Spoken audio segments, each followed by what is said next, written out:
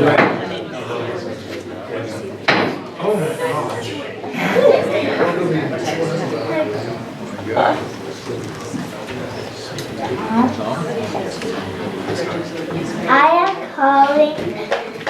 I am calling this meeting to order.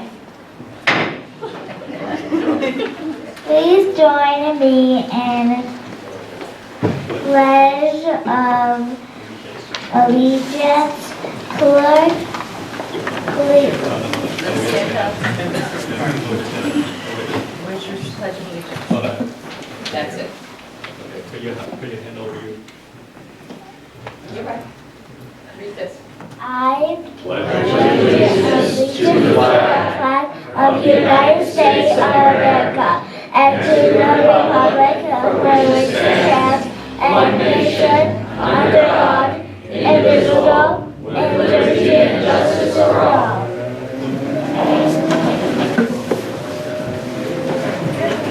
Clerk, please conduct the roll call.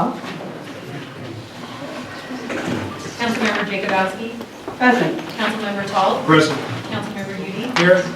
Vice Mayor Shepherd Rami. Here. Mayor Huang. Here. And Mayor for the day, Fong. Yeah.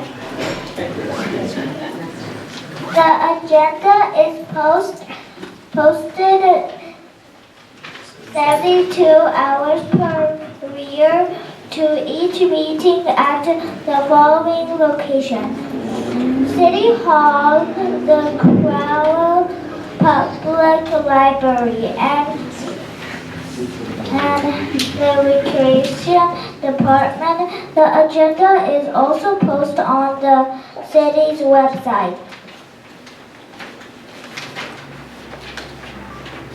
Public comment. Is there anyone wishing to speak at this time? The city welcomes public input. Members of the public may address the city council by completing a public comment card and giving it to the city clerk prior to the meeting. At this time, the public may address the city council on items that are not on the agenda. Pursuant to state law, the city council may not discuss or take action on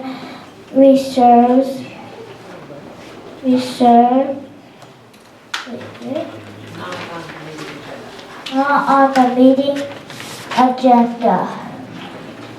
The mayor reserves the right to place limits on the duration of comments. Staff may be asked to follow up on such item.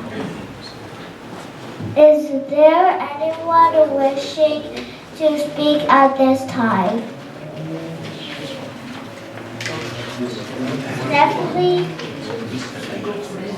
Miss Stephanie Johnson.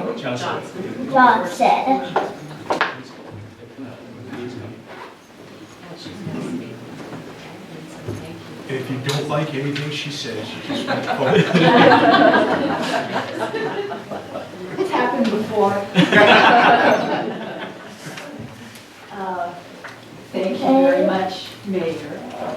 And I'm here just for public comments. I've received from SCAG, the Southern California Council of Governments, they are requesting a Use the microphone, please.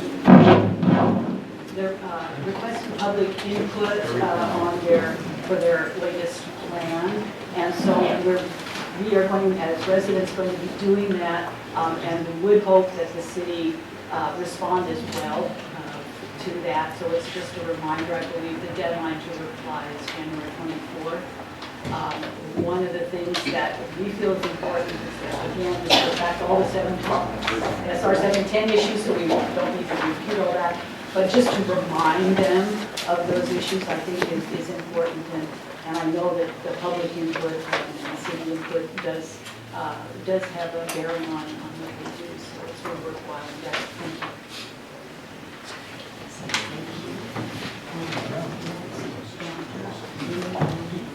Thank you. Dr. Ruwani. Romani, that's it. Very good. Good job. Well, first of all, thank you very much for our city council for last year's passing and protecting our city and moving ahead with the metro, blocking the metro proposals that could have adversely affected our safety and community. Now we have something new coming up, which is the SCAG. For those of us who don't know what SCAG is, it's the Southern California Association of Governments. It's the Metropolitan Planning Organization, MPO, of the 6 out of the 10 counties in Southern California. It was formed in 1965 with the purpose of conduction of growth forecast and regional planning. It is the largest MPO in the United States. It's mandated by the federal government to research and draw up plans for transportation, growth management, hazardous waste management, and air quality.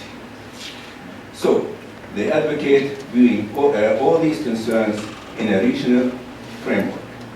They're holding hearings and meetings to solicit input from residents as well as from potentially affected communities.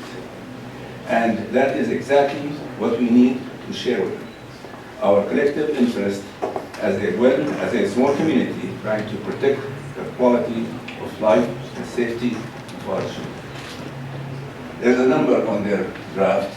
I talked to the person on that, Mr. Oak, and he said we need input from the communities to make recommendations. Their recommendations currently in the draft calls for exactly what Metro had proposed earlier.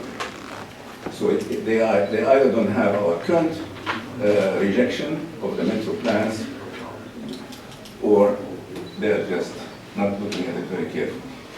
So please, we are going to be responding to their input. We're going to be giving our input.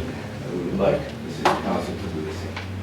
Thank you very much. Can I ask the staff to follow up? We're going to have a letter prepared for council review by the first meeting in January.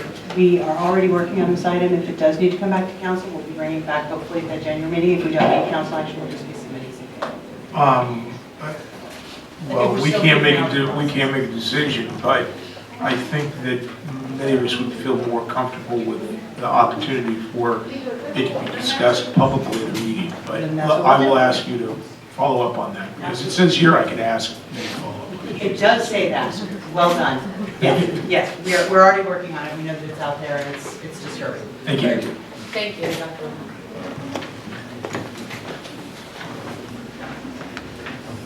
City managers report. Do we have a report? We do. Thank you indeed, Mayor. We have a lot of festivities to get to tonight, so I don't want to take away too much. I just want to add one festivity of my own, which is to introduce the community to our new finance director, Mr. Paul Chung, in the back.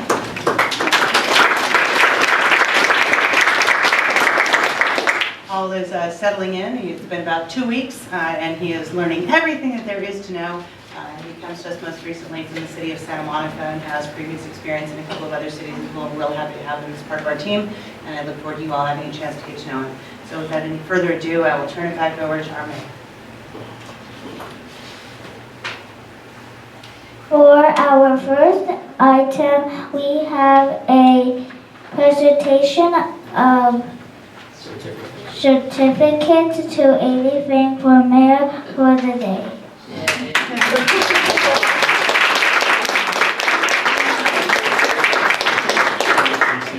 Okay. We're gonna take a picture. I want my picture with her. She's definitely racist like you.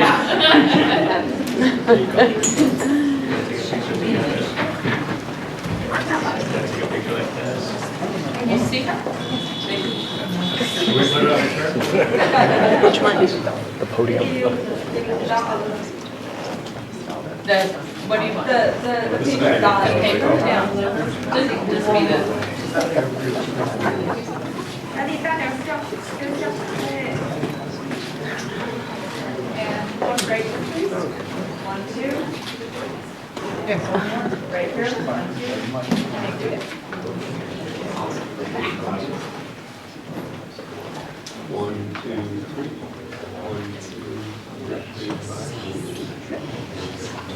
Oh, Nice job.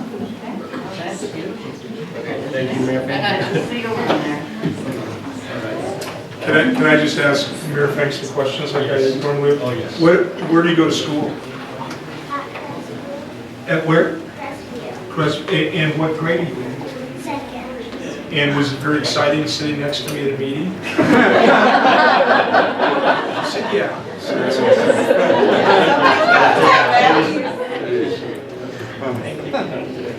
No, this is yours. Okay, all right.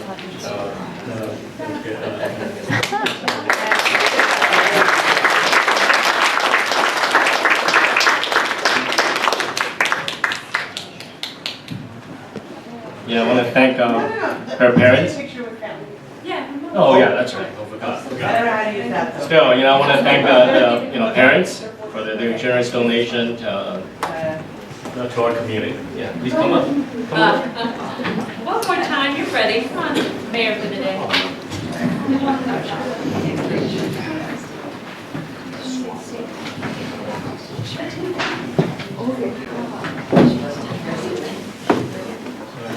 Getting some.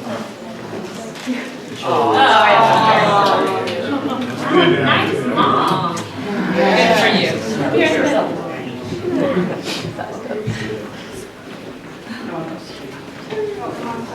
Yeah, put that down.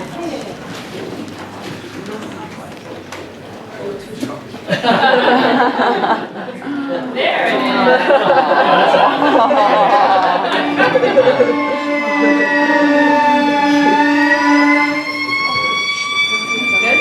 Thank you. Thank you. Great job.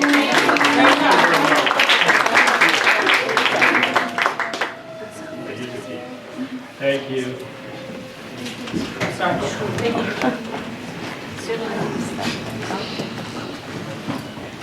Okay, next, we have a lot of things.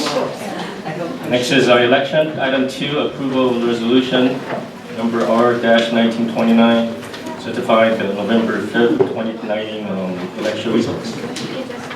Yes, good evening, Mayor and Vice Mayor and council members. The item that is before you this evening is the approval of resolution number R-19-29, certifying the November 5th, 2019 election results. There were 2 council member seats, each serving a full term of 5 years on the ballot, and as well as the Measure SM, the public safety parcel tax. All 3 were on the November 5th, 2019 ballot. The results of the election have been certified by the registrar, recorders, county clerks of the County of Los Angeles, and certification of the results and statement of voters are attached to the resolution as Exhibit A. Staff is recommending that you accept the official canvass of the general municipal election held on November 5th, 2019, and adopt resolution number R-19-29 declaring the results. I move to accept the official canvass of the general municipal election held on November 5th, 2019, and adopt resolution number R-19-29 declaring the results thereof. Any second? Second. All those in favor, say aye. Aye. Any opposed? Seeing none, okay. Now, next item is, should I start with? We have a presentation at the city tile immediately to your left. So do I start with fixing this first? The vice mayor is going to present you with the tile. It is my, after working now for 2 years, sorry, and most recently working every week with our mayor, I have to say it has been a privilege and a pleasure to serve on the council with Mayor Wong, and I enjoyed his company and his exemplary public service to our community. So in doing so, it's my pleasure to present him with a plaque honoring his service as mayor this past year and recognizing his outstanding efforts on behalf of the residents of San Marino. And I appreciate it.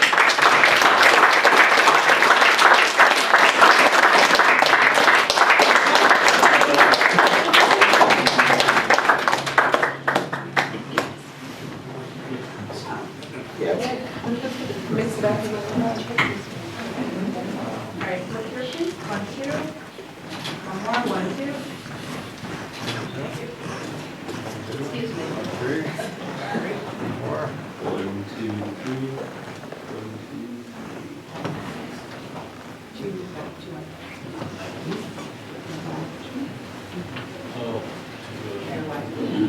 2. Lindsay, Really? Mrs. Mayor, and your daughter's here as well. Come up, please. Join us. This is nice.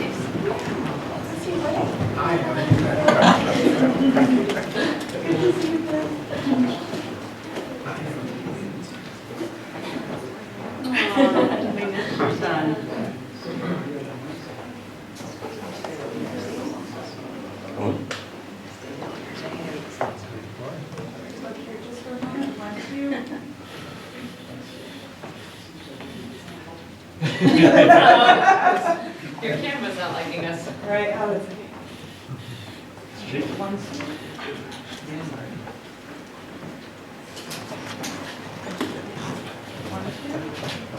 And one more, 1, 2.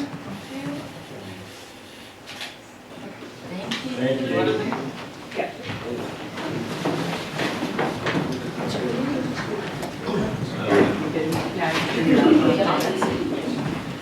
Okay, well, I want to thank all of you for being here tonight.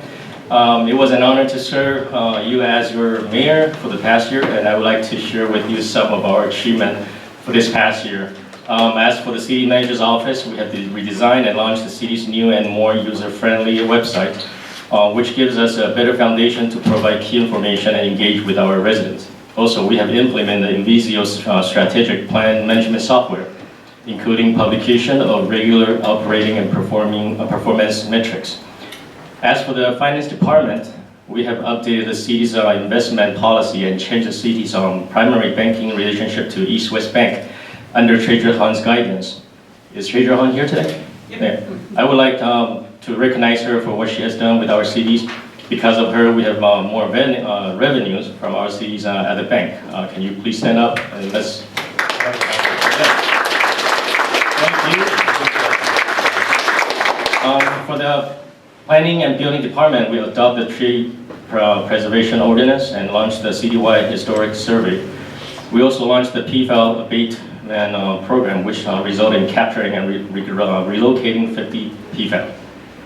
For parks and public works department, we replaced 1 mile of residential sidewalk ahead of schedule and on budget. We resurfaced 23 streets segments in the city on time and under budget. We also completed a condition assessment of the city wastewater collection system and recommended a 5-year improvement plan. For the police department, the residential burglaries reduced by 7% from last year. The priority one response to calls for service was reduced by 24% from last year, bringing the average to under 2 minutes. For the fire department, we completed a plan to upgrade the emergency operations center and conduct a staff training, conduct a citywide emergency operations exercise with city staff, department heads, and the school district. Purchase and place into service life-saving equipment, auto poles, for Rescue Ambulance 91, and implement a new water watch program in the city to help prevent juvenile drowning in our city.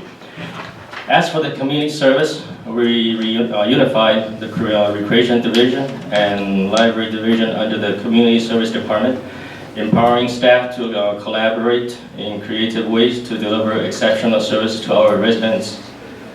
Recreation, in collaboration with Greenplay, distributed and evaluated a needs assessment survey that will help shape the future of the recreation division. And the library made incredible progress with its RFID tagging, which was made possible by the astounding generosity of the community. At the close of 2019, the library was nearly 100% complete with tagging. Through RFID tags, patrons will be able to self-check out materials from the library, which will improve the checkout process. As a mayor, I worry when there is a helicopter hovering over our city. I worry when there is a lockdown at any of the schools. I worry when we have burglaries. I worry when there is a fire. I worry when it rains or when it doesn't rain. I worry when any resident is not happy. now I can pass all these responsibilities to our next mayor. Well, I want to thank the staff for what they have done this past year to make me look good, especially our city clerk, Ms. Eva Heater, for all the certificates of recognition that she prepared for me. I want to thank my friends and supporters for electing me to be on this council, and I want to thank my wife and children for putting up with my hectic schedule. It's been a wonderful year, and I have met many friends from attending all the events. Last but not the least, I want to thank my colleagues for giving me the opportunity to serve as the mayor for this beautiful city that I love. One day when I retire, I can look back and say that once I was the mayor of San Marino, the best city in the world. Thank you.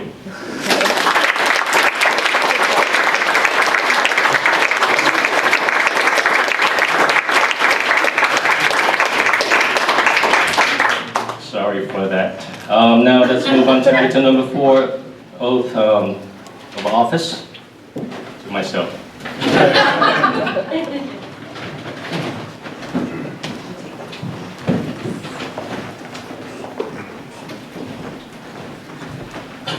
So we're good. Thanks, Mayor. Lindsay?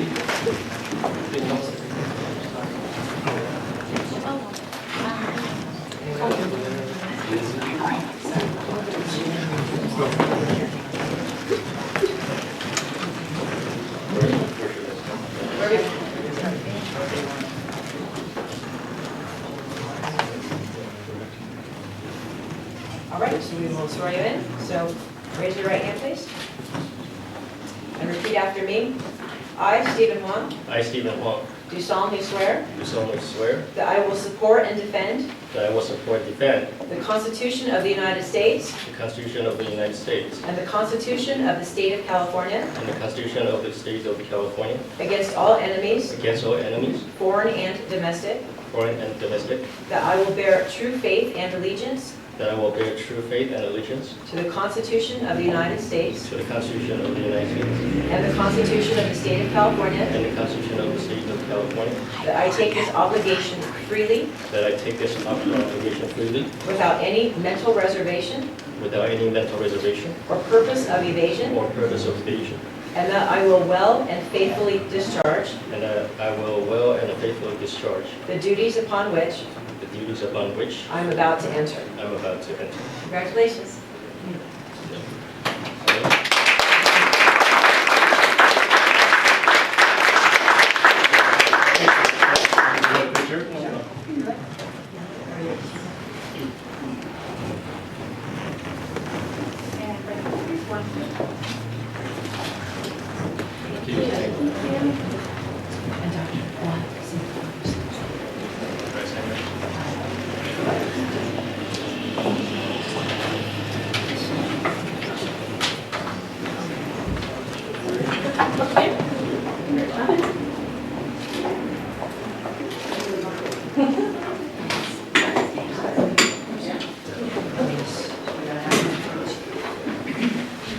My family's not here because they didn't like that whole mental reservation part.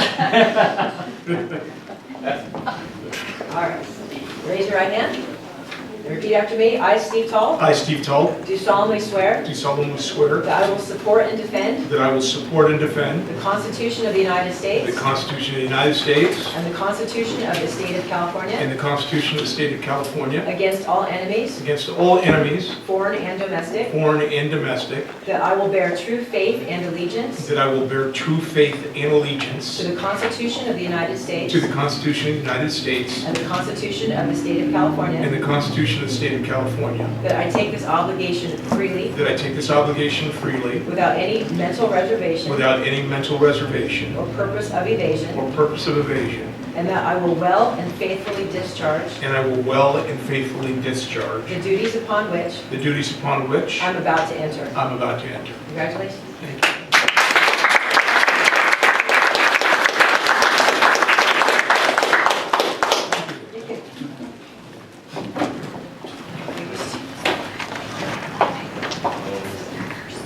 Okay, now we're going to move to item 6, reorganization of the city council.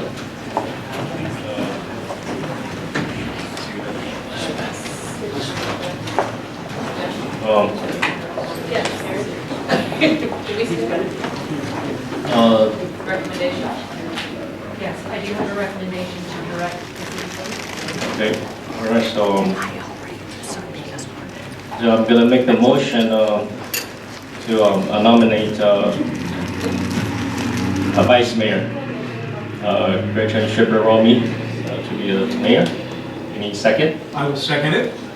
All those in favor say aye. Aye. Any opposed? No? Congratulations.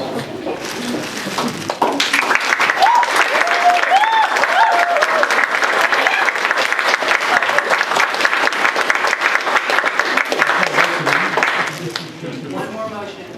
One more motion. Our mayor is quick to leave, our former mayor. But we do have the honor, it's my privilege to nominate Ken Udy, Councilmember Ken Udy, as the next vice mayor. Second. All in favor? Aye. Aye. Aye. Any opposed?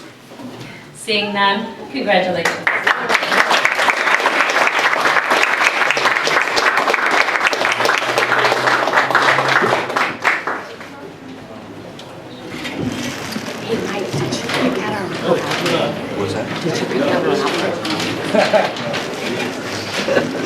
We take no responsibility.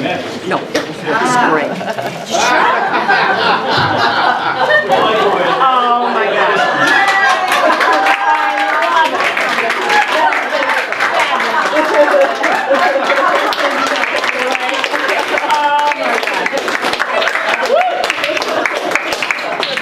Mayor, may I?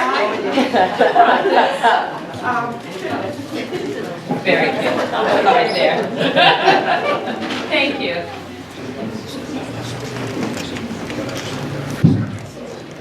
I have a few remarks it's my pleasure to make. Is that wrong? Okay, sorry. First, I must say it's a great honor to serve as the next mayor of San Marino. I believe in my heart that San Marino is a very unique and special place. Whether you were born here, you were raised from childhood here, or you came here as an adult like myself, we all agree that the best of San Marino, those special qualities that keep and make San Marino such a wonderful place to live. So with the assistance of my colleagues on City Council, as well as the residents and city staff, I will work this year to preserving and protecting our great community. And to me, that means focusing on a few major issues. The first being public safety. The second is preserving our beautiful neighborhoods and historic city resources, as well as protecting our environment. I must start with a special thank you to my very supportive family. My wonderful husband is incredibly helpful and understanding and patient, and I know he will need to continue to be in the next year. So this is my thank you to him in advance of continuing to be so kind. Also, as well as to my children, Morgan and Turner, for their love and support. I thank them, and especially my daughter who's here tonight from Texas. Wow. And I am so proud of them, and they are my inspiration to continue working hard for the San Marino's future. I love you all very much, and I'm grateful. Also, I have to acknowledge my wonderful friends, many of whom are here tonight, who volunteer tirelessly for me, have used their skills, given me their advice, and helped me with their experience and hard work. It's particularly remarkable that I'm here because of an all-female campaign committee, from which I'm so very grateful, and I thank you. Your support strengthens my convictions and spurs me to work harder for our community and make it a wonderful place. I'm especially thankful to have the mentorship of San Marino's first female mayor, who you may know, Rary Simmons, and also grateful to community leaders like Nancy Hoffman and Marilyn Peck, who do so much in our community and continue to support me and advise me. I'm privileged in many ways, not the least of which is that I entered public service at this important time when society is finally willing to listen to women. And so, in the words of Ruth Bader Ginsburg, I am thankful for that. And that gives me an added responsibility to reach out and encourage other women in our community to serve in this capacity or others in public service. I also thank the community for putting their trust in me, and I will work hard and diligently to put San Marino residents first in all things in this next year. I want to mention public safety and highlight for you some of the goals that I'd like to do. This is especially important to me with regard to traffic. It's a big issue for our community and for our residents. Unfortunately, we've experienced more traffic accidents in our community recently. And even more troubling is the trend that there have been an increase in the number of collisions with injuries. And most disturbing of all, sometimes those involve cars and pedestrians. So this increasing number and severity of accidents makes me believe that City Council action is necessary. In the next few months, we will get a report of a speed survey and a report on recommendations from our traffic consultants. And there will be recommendations from staff specifically to address pedestrian safety and traffic control. I ask that the staff work with the Public Safety Commission first to develop options for City Council to consider, and in order to improve our traffic control efforts and ensure the highest level of public safety. In making this a focused initiative over this next year, my goal is to have 0 traffic fatalities and a decrease in the percentage of injuries and protect our residents and make San Marino a safer place. As you know, preserving San Marino's natural environment is also a top priority and a passion of mine. I'm committed to the preservation and protection of our urban forests, which I believe is one of the city's most valuable assets. To that end, I am pleased to announce that we have a new partner in the city for these efforts. Mr. Sammy Estrada, who is here tonight. I was looking in the back, and sometimes you're back there, but thank you for coming, is appointed, and he will be San Marino's first ever public forester. So congratulations.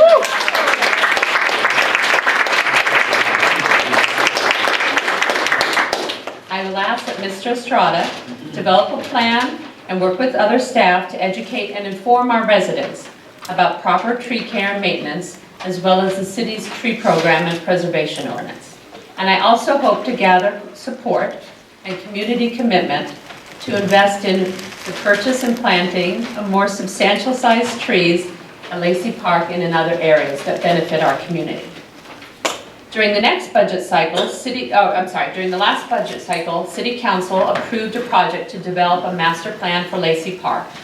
And I would like to make progress on that, working closely with staff and residents, and particularly those who serve on our Lacey Park Landscape Committee during the process, so that we can bring forward a plan to the community to improve and preserve our Lacey Park, really a jewel in our city. Also, with regard to Lacey Park's beautiful rose arbor, I'm committed to its reconstruction. And the results are being considered, and that from the bidding process that has started, and staff will report to us next month, is my hope. And it's also working hard to find external funding solutions so we can pay for that improvement. So I will monitor the progress and get it rebuilt in a financially sound and expeditious manner as possible. Finally, historic preservation and design review are also priorities for me. I'm proud that the City Council adopted under Mayor Wong's direction our first historic preservation ordinance for San Marino. Phase 2 of that process is in its implementation right now with our Historic Resources Survey. And the project has already been done, and the outside consultant is continuing her work in researching and thoroughly investigating potential historic properties in our city. To ensure that that effort is as complete as possible, I ask that the community members continue to provide feedback and information through Director Cervantes of our Planning and Building Department in order to make that process a success and make it as complete as possible. I will also be asking staff to reconsider our pre-approved materials list for design review and planning commission decisions, so that we may tighten our guidelines and ensure that traditional San Marino environments and neighborhood compatibility is preserved. Finally, there is significant housing legislation that is coming from Sacramento that threatens our traditional understanding and the residential character of our city. I've asked staff to monitor those bills as they come forward, and the council will be considering whether to assert a more definitive position to preserve our heritage and the unique character of San Marino. In the next year, I promise to continue to commit to you my very best efforts, and that City Council will forward our shared goals of the preservation of our beautiful city and its historical neighborhoods and create a safer community for all residents. Thank you again for your support, and it's an honor that I am able to serve.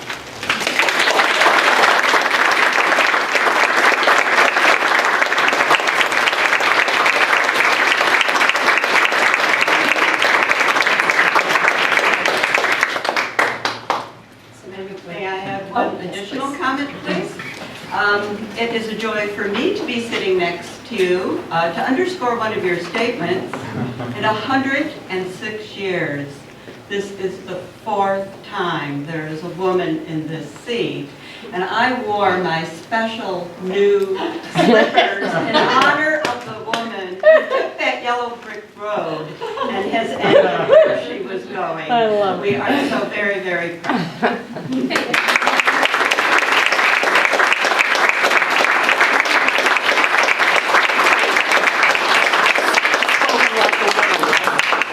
Thank you, everybody, and friends for coming in from near and far.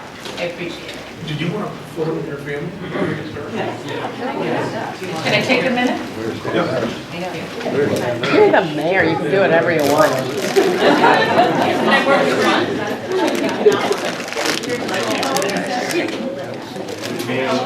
Where should I be? Oh, sorry. No. Should I get that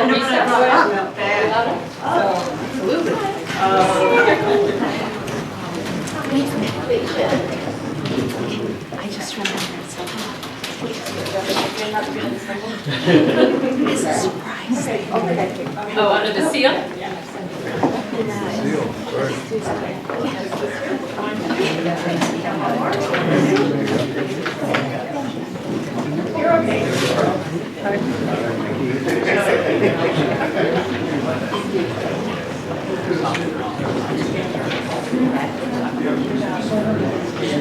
Thank you.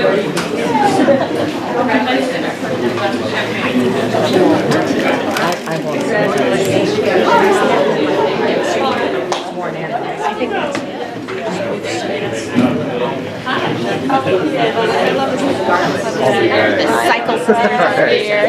You're so neat. You know, I look at you and it's like somebody I've known since I was in my womb. You're cute.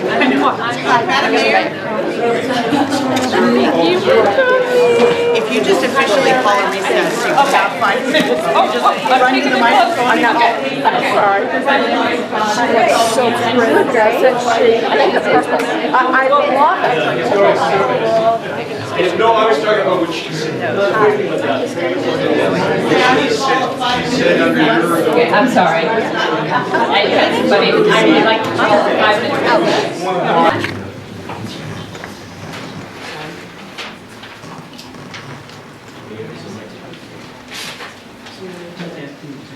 Oh, it's my microphone. So you need a motion to I need a motion to waive further readings. So moved. Do I have a second? All in favor? Any opposed? Thank you, motion carries. Yep, we're good. So now you move to the consent calendar. I have a motion to approve the whole consent calendar, or you can ask your colleagues if there's anything they'd like to say. Do I have a motion to approve the consent calendar, or are there any items that need to be taken up? None from me. I have a motion to approve. So moved. Second? All in favor? Madam Mayor, roll call. Roll call? Thank you. Clerk, please call the roll. Councilmember Huang? Here. Councilmember Jacobowski? Yes. Councilmember Tall? Here. Oh, Vice yes. Mayor? Okay, team. Welcome to the It's the roses. Vice Mayor Udi? Yes. Mayor Shepherd Romney? Yes, thank you. Motion passes. We are now on the treasurer's report. Treasurer Hahn. 14. Mayor, Vice Mayor, council members, good evening.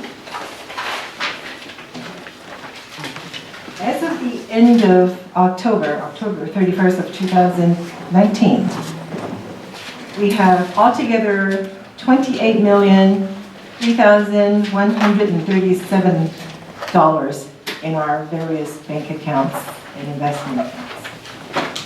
Out of which we have about 13 million plus in bank accounts, 8 million plus in LAIF, 3.9 plus in CDs, and about 2.2 in different agency bonds.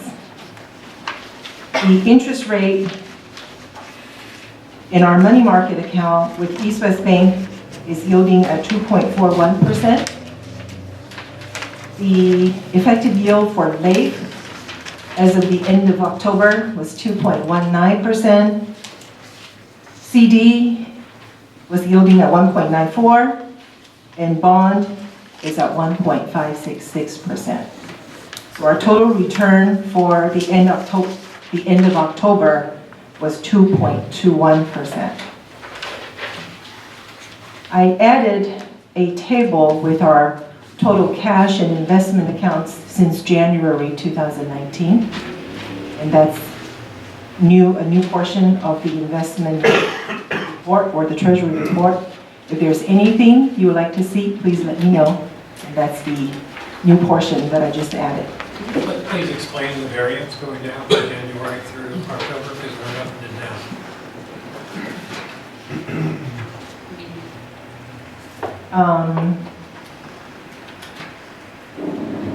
Depending upon our expenses cycle, I just You're talking about investments. I'm just saying that the total account balance went Account from balance. 30 million up to 36, and down to 30, and down to 28. Is that just normal cash flow? So that's actually a question for our finance department. that are consulting in the back. We'll join the treasurer in a moment. If there are other questions, maybe you want to move to those, and then they can come up and address that. Yeah, another question. The returns are good, but they're small. Are there things we can do so that we can liberate some of the investments and go for a different balanced portfolio? Well, our main goals, our objectives, well, they're number one, it's safety. Number two is our liquidity. And number three will be our yield. Is there a way that we might want to consider adjusting that a bit? Because number one for safety would be put it under your mattress. Well, And I'm just kind of starting to think perhaps we consider taking a portion, I'll say like 10 or 15% of our, available cash and investing it, still in a safe way, but try to get more market rates rather than the 2% Isn't there a rate. state mandate on some of this? Yes, there is a state mandate, and also, not only in addition to the state requirements, the investment policy governs, and so you have to basically do a major readjustment to the investment policy, and you want to make sure that there'd be concurrence whether that's a prudent thing to do. The investment practices were vastly tightened up at the state level after things like Orange County financial debacle that occurred many years ago, so there are a lot of state law requirements. Yeah, I just think, if CalPERS is thinking they're going to get north of 7%, maybe we should, align ourselves with CalPERS. I'm not sure anybody in our community would like us to align ourselves with CalPERS, so Vice Mayor might want to retract that last little statement. No, but I understand the point, but as council pointed out, we have two restrictions. First of all, we have our own financial policy, and number two, the state is very strict with respect to the type of investments you can make. And because of their strictness, the returns are as modest as you're seeing here. But also I appreciate that Treasurer Hahn has done work to get us the best return within those strict parameters of state and our city adopted policies. And I know that was an effort to move our accounts and among other things. So I appreciate that. And perhaps there's something else in that regard, but we just did that so at your advice. And so that was a move also to help the resident, help us secure more return on our residents.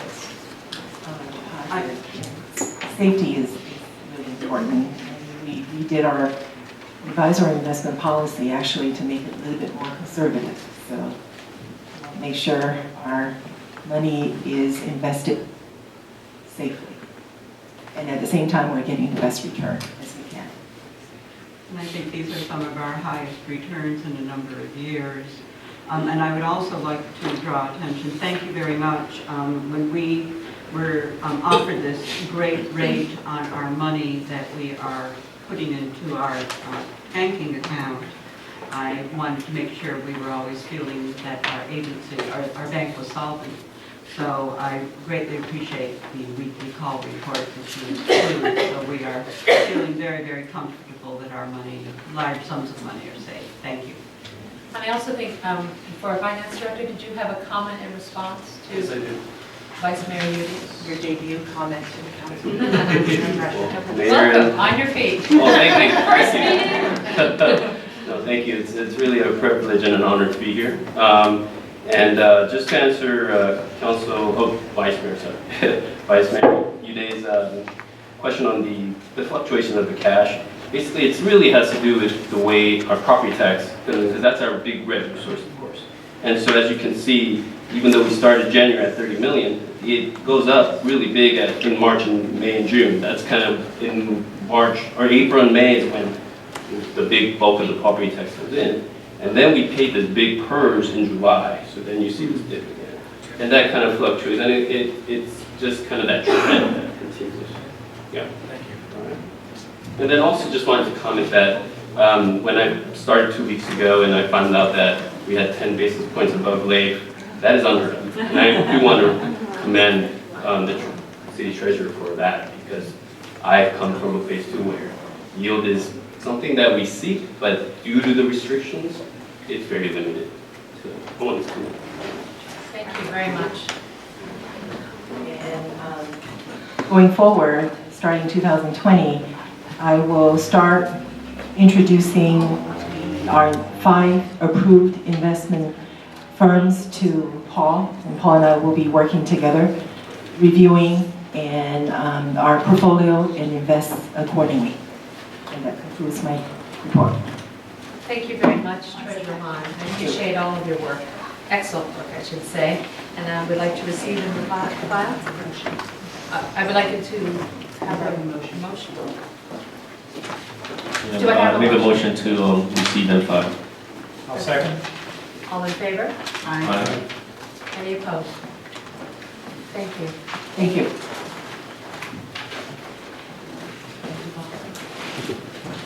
Next, we have agenda item 15, the adoption of a resolution number R-19-30, amending the part-time salary schedule effective January 1, 2020. Thank you very much. Good evening, Mayor Shepherd Romney and council members. Item 15 is a resolution amending the part-time salary schedule. In 2016, the California State Legislature amended the labor code related to the state's minimum wage. The amendment put into place a plan to phase in increases to the state's minimum wage rate every year until the year 2022, when it'll reach $15 an hour for employees that have for employers that have 26 employees or more. The state is now going into the 4th year of this phase-in plan, and on January 1st, 2020, the state's minimum wage rate will increase from $12 an hour to $13 an hour.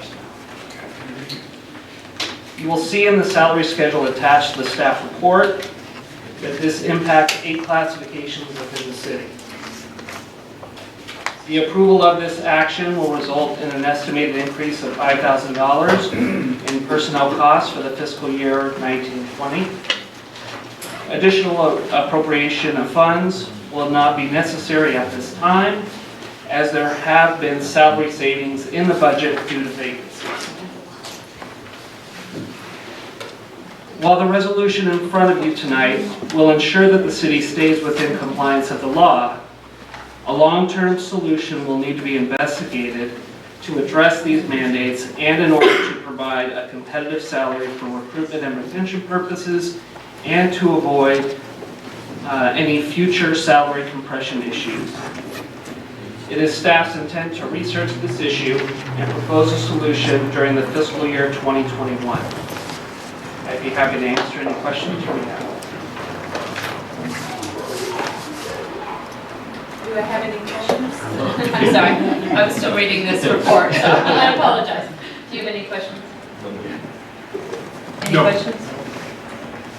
Do I have a motion? I move to adopt resolution number R-19-30, amending the part-time salary schedule for calendar year 2020, effective January 1, 2020. Second? All in favor? No. Oh, I'm sorry, discussion.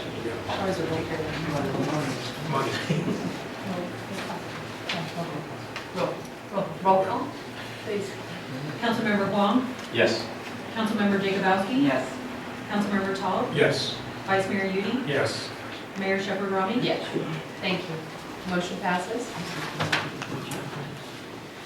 Next, we have item number 16, an interim ordinance regulating accessory dwelling units. From our Yes, city our attorney. senior council will be presenting staff. Thank you. Thank you, Madam Mayor. As you mentioned in your remarks, this is one of the topics that the legislature has been busy dealing with. Essentially, the legislature is now mandating that cities process accessory dwelling units in a very expedient manner by reducing the number of days that an application can be processed from 120 days down to 60, and imposing significant constraints on cities and eliminating some of the things that cities could do before with respect to requirements that could be imposed on accessory dwelling units. For example, it used to be permissible to have a maximum lot size or minimum lot size for which an ADU could be placed on a parcel. That no longer can exist, and therefore it's being removed from the current code by this proposed ordinance. The difficulty with this law is that it's becoming effective January 1, and if the city doesn't put an ordinance in place immediately, it will lose its ability to preserve the existing criteria that the city has already imposed. These are objective criteria that the city can have, things like, for example, preservation of privacy by way of adjusting window heights and view obscuring glass and so forth, not allowing roof decks and balconies on the second story of an accessory dwelling unit. If the city intends to preserve those requirements, then we have to put an ordinance in place before January 1 so that those ordinances, those provisions can be preserved. If not, then what has to happen is that the city basically reverts to state law, and essentially those requirements are much more, much less onerous and exacting than the city's requirements. There are three types of accessory dwelling units. There are attached accessory dwelling units, which means that they can be attached to the main home. They can be detached from the main home. And now there's another requirement for what's called a junior accessory dwelling unit, which is a unit that's 500 square feet or less in size, and it is incorporated within the parameters of the existing single-family dwelling. So basically what you can have now on any lot in the city is one either attached or detached accessory dwelling unit, one junior accessory dwelling unit, and a single-family home. So essentially, the state legislature is requiring that both a JADU and an ADU have to be approved. And they have laid out a number of objective criteria that have to be satisfied. So, for example, the city must allow an accessory dwelling unit that's 800 square feet in size and 16 feet or less in height. So we've incorporated all of these changes that are required by state law into this proposed urgency ordinance. We have tried to maintain the city's philosophy of wanting to make sure that these are compatible structures. They still are required to have the same exterior design and look as the main dwelling unit. But again, these all have to be objective criteria. They cannot be subjective. And basically, I think what we all have to realize is that it is far better to approve an accessory dwelling unit than it is to reject it. And what I mean by that is for example, if someone were to propose an accessory dwelling unit with a balcony upstairs, better to approve it with the express condition that the balcony be eliminated than to deny it outright. And essentially, this ordinance, once the council takes action this evening, the city has to present it to the Department of Housing and Community Development. They have 30 days to review it. If they don't find the ordinance to be in compliance with state law, they have to advise the city that it's not in compliance, and then the city must adopt something within a 60-day period that's in compliance with state law, or the Attorney General will be notified that the city's not in compliance. So essentially, these are all very stringent requirements. It's my view that we have done everything we can to try to put the least restrictions on the city of San Marino, while at the same time complying with state law. And again, because this is viewed by the state and the governor as being part of the housing crisis, and how to alleviate the crisis, these rules apply both to charter cities as well as general law cities. So it's a statewide mandate applying to every city in the state. That's not correct. Sorry? It doesn't apply to certain communities. It applies to charter cities. Charter cities, yes, but it doesn't apply across the state. That's the most ridiculous thing about it. It's an emergency ordinance, but certain coastal communities aren't required to do it. True, Certain but counties- I was trying to address the concern that had been raised, whether it would apply to both charter and general law cities. Okay, and it does. that I accept. And I'm trying to think if there's anything else just to bring up in my summary remarks, but essentially we are recommending that this ordinance be adopted this evening as an urgency ordinance. It will require a 4/5 vote by the city council, and the urgency findings are set forth in the ordinance. I'm happy to answer any questions. I don't know if the members of the public are here to speak on it. I don't know whether Mr. Cervantes has anything he would like to add, but he and I work closely together to make sure that the existing provisions from the current ordinance that could be contained and preserved are set forth in this ordinance. Yeah. Can I open it for questions? I have some questions. Okay. I noted here that you have the 30-day limit, and San traditionally has had a 90-day limit, and I don't, is there something in the new, trying to be nice to the state of California, this new requirement that we have a 30-day minimum, or can we keep it 90? You have to, if it's a ministerial approval, it has to be done within 60 days. No, I'm talking about, it should be, About let me talk to you, it's section E 2B. If the ADU, JDU is rented, it should not be rented for a period of less than 30 consecutive days. Traditionally, we've had a requirement that there is a 90-day, and I would like to see us keep that unless the state of California, their infinite wisdom, has decided that we can't set those laws. They have basically set the requirements at 30 days, at 30 days it would not be a short-term rental, especially with respect to the junior accessory dwelling units. They have stated that an ADU, JADU shall not be rented for a period of less than 30 days. But have they put that as a minimum requirement? I believe, I will have to look at that issue. I believe that it has to be 30 days, but I have to look at that. I don't know if Elwood has anything else. Do we recall which of these numerous state ordinance or state laws have required that? Because I looked today and I didn't see anything, and you know this has been a stickler with respect to other issues, and if it's not, if it has to be 30 days minimum, does it still allow us to place a 90-day limit? I think you may still be able to do the 90-day, but honestly, let me look into that. I'm not positive of the answer to that right now. The second question I have is, with all this crud from the state, it's very difficult to determine which part of the law applies to what, but specifically, there's a move afoot to allow for 2 ADUs on a property, but this one only allows for a JADU, and an ADU. The JADU has to be within the existing building Okay, does that include a garage?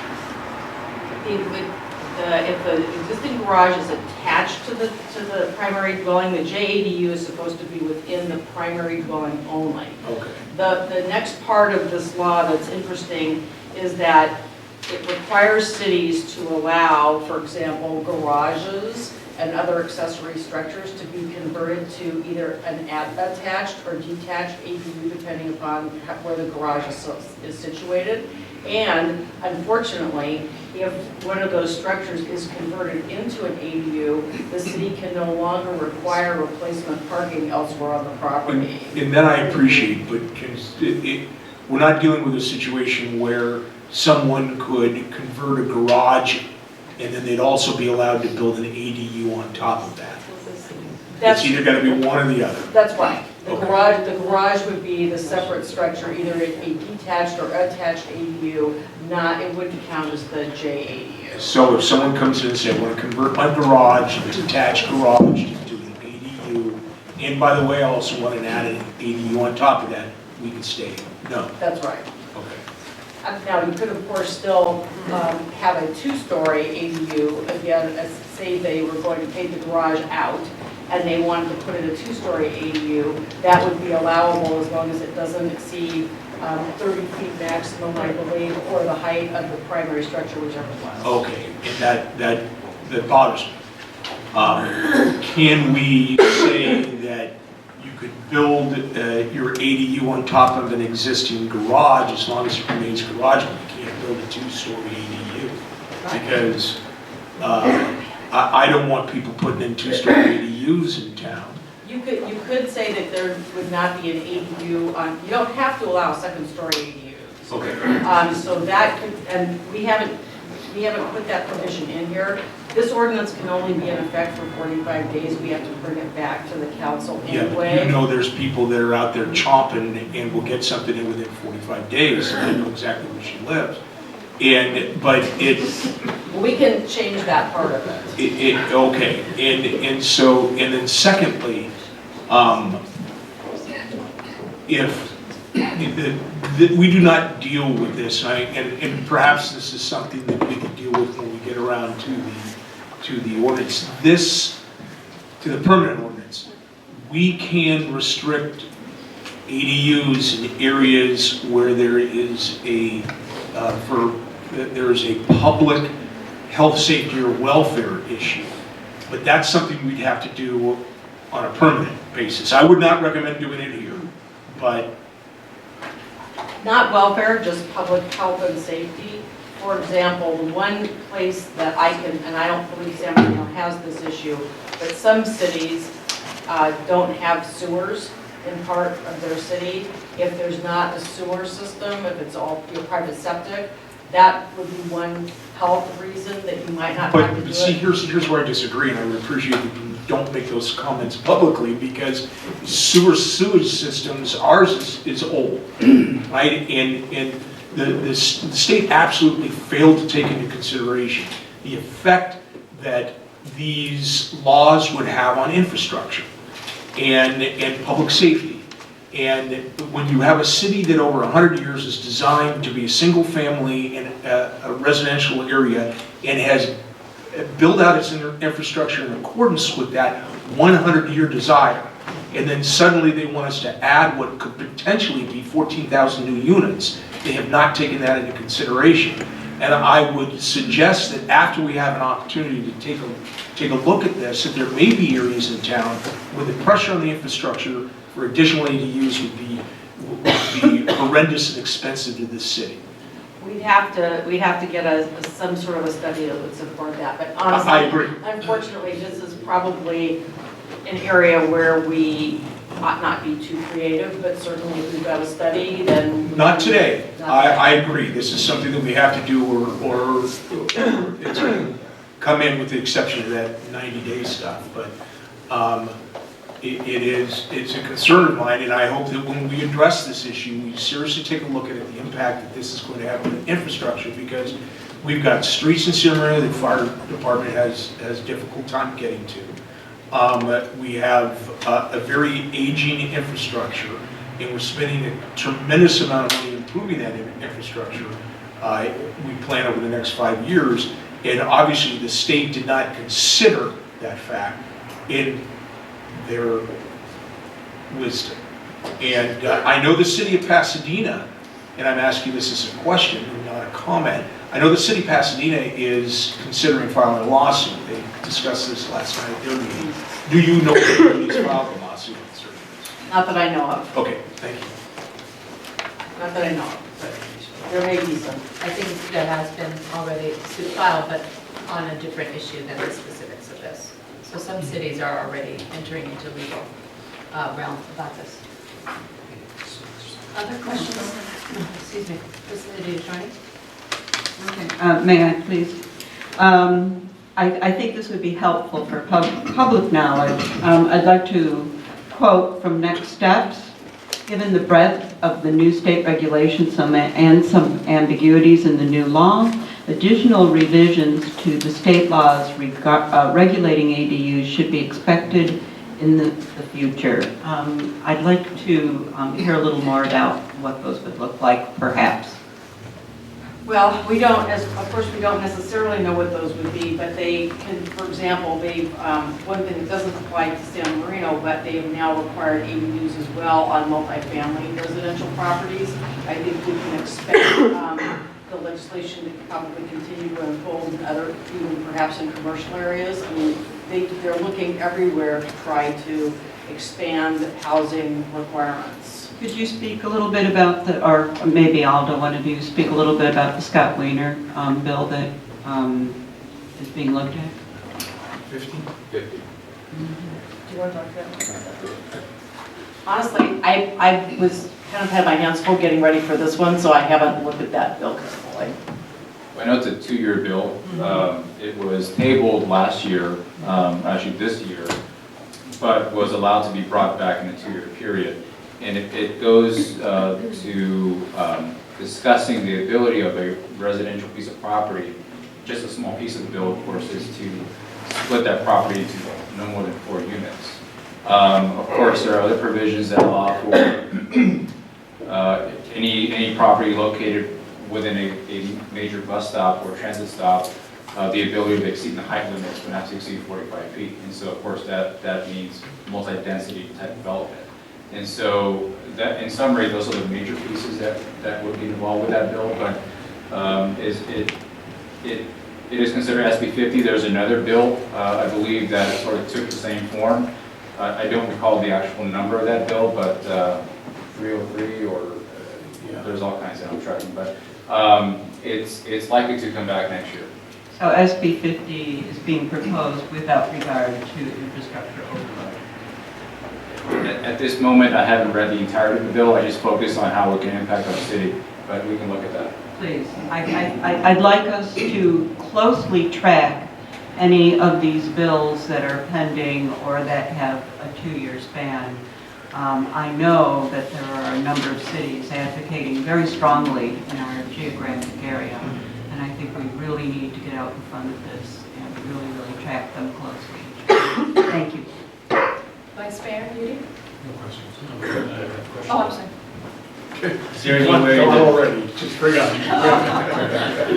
Is there anywhere in the bill that indicates that this is only limited to the backyard or? No, in fact, expansions can occur both in the side yard. They have lowered the required setback for both side and rear yard down to 4 feet. So can they be in the front yard? They don't say that they can be in the front yard. I couldn't find it anywhere, so. Okay. I did have a couple questions along the same lines. I have also fire safety concerns, and that involves the setback question that Councilmember Wong brought up, as well as setbacks from sides, because our city, as you know very well, has historic homes and buildings that are even less than are otherwise adopted 5 feet that we have to allow. And this further limits the city, from doing anything to enforce setbacks on the side and rear. Is that correct?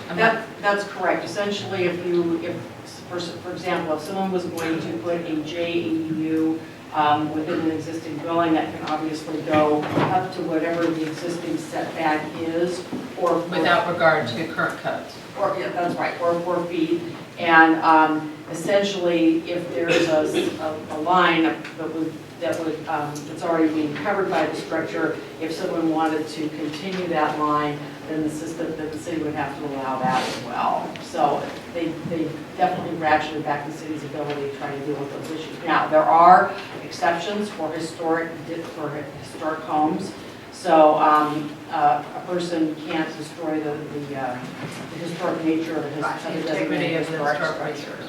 Right. The other issue that I had, I guess along the same thing, is there's no discussion about roof materials other than it has to be consistent and things like fireplaces and that type of thing. Because again, given the proximity and the closeness and the fact that we now have setback, we now can't enforce setback requirements that our chief and other professionals have said in that nature, is there anything to do about those type of things and restrict adding such things that may cause concern along with those privacy concerns?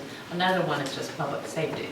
If you have somebody who's building that close to another property and then can add the same finishes as the original house, which would include a fireplace, which would have wood shingles potentially, then we now are in another situation that's going to make it more dangerous for our community. And I don't know if we've thought about that or if that's something we can consider in the long run when we adopt more formal. We certainly could put something in, for example, that says that I think it's an objective standard to say that there would not be a new fireplace to be added for a new accessory dwelling unit. And as the bill states, we're not allowed to require fire sprinklers in these structures unless it's required for the main structure. And so the building code is actually going to cover us with respect to new construction, where if it's within a 5-foot setback of the property line, that wall that's nearest the property line would have to be of a fire safety type of material. Okay, so we're allowed to do, or that's included? That's in place now, and will be in place starting January 1st. Well, thank you. That's a good reassurance for people as well. And I did have to follow up with a comment that our city attorney made. Can we disallow two-story structures? Because I also see, as Councilmember Talt, or we've seen people might want to have a two-story structure on top of their garage. And particularly with a 45-foot height limit potentially coming down the road, I would like to see only single-story ADUs. I know unless we are required to allow two-story structures, because again, that's privacy, that's safety, there are so many other things that get involved as heights become higher, including even density in our now that these will be allowed on any lot in the city. And my concern is that all of this will begin really affecting our community and our neighborhood. You don't have to allow a second story structure. What you have to allow is a structure that's at least 800 square feet or 16 feet in height, but you do not have to allow a two-story structure. So can we write into this that we do not allow two-story structures? I can modify on page 7, it talks about what the height limits are. Right, I saw that, okay. Can you make that change? And also, this is on page 7, it's G3. And my other thought there is, it says 16 feet for a single-story dwelling unit, or 30 feet for a two-story, which we would eliminate. Right. And in no event, then more than the height of the main dwelling, 16 feet. Yeah. Right? So those would be the parameters, 16 feet or height of this original structure. Is that okay? Yeah. So I would just, if I can make a motion, or other council is interested in that, that would be a suggestion that. The other thing is, sorry, let me just go over my notes. I also appreciate Councilmember Talt's comments. I was concerned with the 30-day rental period, so I would like us to change that to 90 at this time. And if we find that it's not compliant, I'm sure people will let us know. And we can then do an emergency, right? And so that is just a nominal change in the sense I would like to see it comply with our minimal rental period, because 30 stuck out to me as well as problematic and a high turnover, et cetera, for so many issues. There is a savings clause in here, so if, in case any part of this is thrown out, like what happened in the recent case, then the whole thing's not thrown out. So I would like to see us, if we can, if city attorney agrees that that could be something that we could add at this time. Those are two areas that I think are problematic. Madam Mayor, you are still in the question portion. Right, so a question I'm asking. Okay, sorry. And there will be public comment. Right. Okay. Thank you for answering the questions. Do we have any other questions? Then I open this for public comment. Oh, sorry. I was just going to answer the question about the rental. I have the bill here, and it says that local agency shall require that a rental of an ADU be for a term longer than 30 days. All right. 90 days is longer than 30. I'm not good at math. Thanks, Director Savante. Sorry. I'd like to open it up for public comment. Do we have any public comment at this time? Seeing, and we have no cards, thank you. Seeing none, can we open for council discussion? I think we've hit the highlights. The fact that we have to do this because if we don't, then the state's going to impose their will upon us, but we do have some wiggle room on height and the time limit for the minimum time limit for rentals that we should address.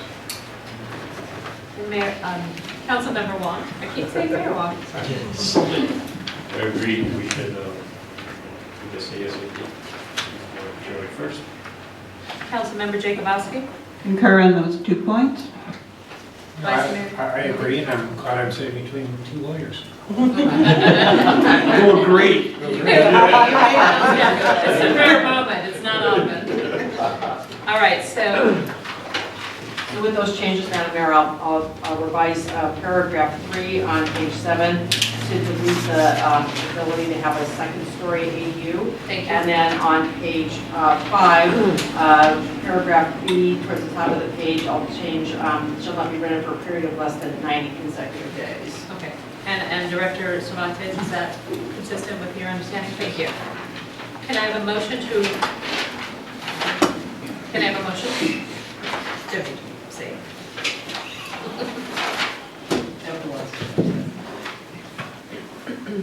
It's on the. So moved. So I move to read by title only, wait for the readings and adopt ordinance number 19-1359-U, an interim ordinance of the city of San Marino amending the city's regulation regarding the accessory dwelling units, also known as second units or ADUs, and declaring the urgency thereof. As amended. As amended. Do I have a second? I'll second. Roll call. Councilmember Huang. Yes. Councilmember Jacobowski. Yes. Councilmember Paul. Yes. Vice Mayor Yu. Yes. Mayor Cameron. Yes. Thank you. Motion passes. Thank you so much. Thank you, Director Cervantes. Next, we are opening the public hearing. First, we have agenda item 17, appeal of tree damage at 1420 St. Albans Road. Mr. Cervantes, can you present the report? Thank you, Mayor and Council. The appellant is appealing the decision of the Planning Commission to uphold a determination that 3 established trees were damaged on the property known as 1420 St. Albans Road. The decision of the Planning Commission also upheld a fine of $30,000, which is based on the size of the trees in question. On March 15th of 2019, staff was dispatched to the property to investigate a tree-related matter. Upon arrival, Ron Servin, our city arborist, and myself observed the cutting of several trees on the property. This was evident based on the fact that the remnants of the trees were laying on the front driveway. At the time of the inspection, a majority of the trees were already removed and only about an inch of the stumps were left remaining. It was also found through our analysis that the tree contractor in this matter was not only licensed by the city of San Marino, but also a state licensed contractor. Due to the fact that staff had very little to determine the size of these trees because of the complete removal, almost complete removal of the trees, we had to rely on the professional expertise of our certified arborist to determine the diameter of the trees.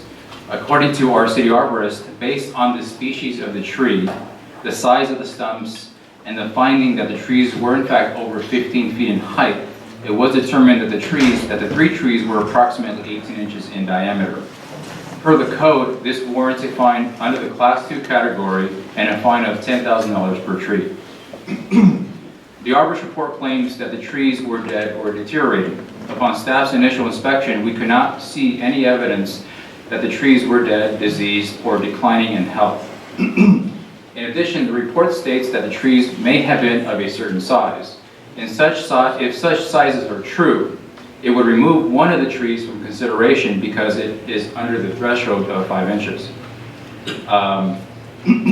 The other trees, as identified in the report, were found to be, according to the arborist, per the recollection, are 10 inches in diameter. This would then mandate a Class 1 fine structure of $5,000 per tree. But that's, of course, if the findings are in fact accurate. If the trees were in fact of a smaller size and suffer from decay and infestation per the report, a tree removal application should have been submitted to allow staff the ability to analyze the conditions of the trees to properly go through the proper methods for the process, for the administrative process, of course. Because the owner failed to secure said permit for the removal of the trees, it is staff's recommendation to uphold the fine as stated for the code. And I open for questions. Councilmember Jacobowski, do you have any questions? I have a somewhat related question to the general issue of tree removal. We had discussed at a council meeting a while back the concern about the community and the homeowners being educated about what the ordinance reads with trees. And at that point, I remember making a motion that we get something out to every homeowner about what exactly they are permitted to do and what the process is. Has that occurred? It hasn't occurred in terms of putting the flyer out there for the new provisions. We have drafted the notification and are set to make it in production. What we're waiting for is the final ordinance, the amended tree ordinance, to identify the key provisions in that ordinance. That way we can make that part of the notification. And I think we had discussed at that time also looking at the fines as they currently are. That's correct. And is it correct that we have collected over $100,000 in tree fines since the beginning of this fiscal year? That's correct. Okay, thank you. Sorry. Is California Tree Design a licensed company? Yes, they're licensed by the city as well as a C67 state licensed contractor. Have they ever, worked in our city? They have. They, according to the records, they've held a license here since 2011. So should they know that they needed a permit? Well, that's a great comment because when the current ordinance was adopted, we had sent notices to all licensed contractors in the city informing them of the current ordinance. They should know. They should have known. I don't have a question right now. Councilmember Tall. The determination that these were 18 inches as opposed to the admission that they were at least 2 or 10 inches. What information did we have?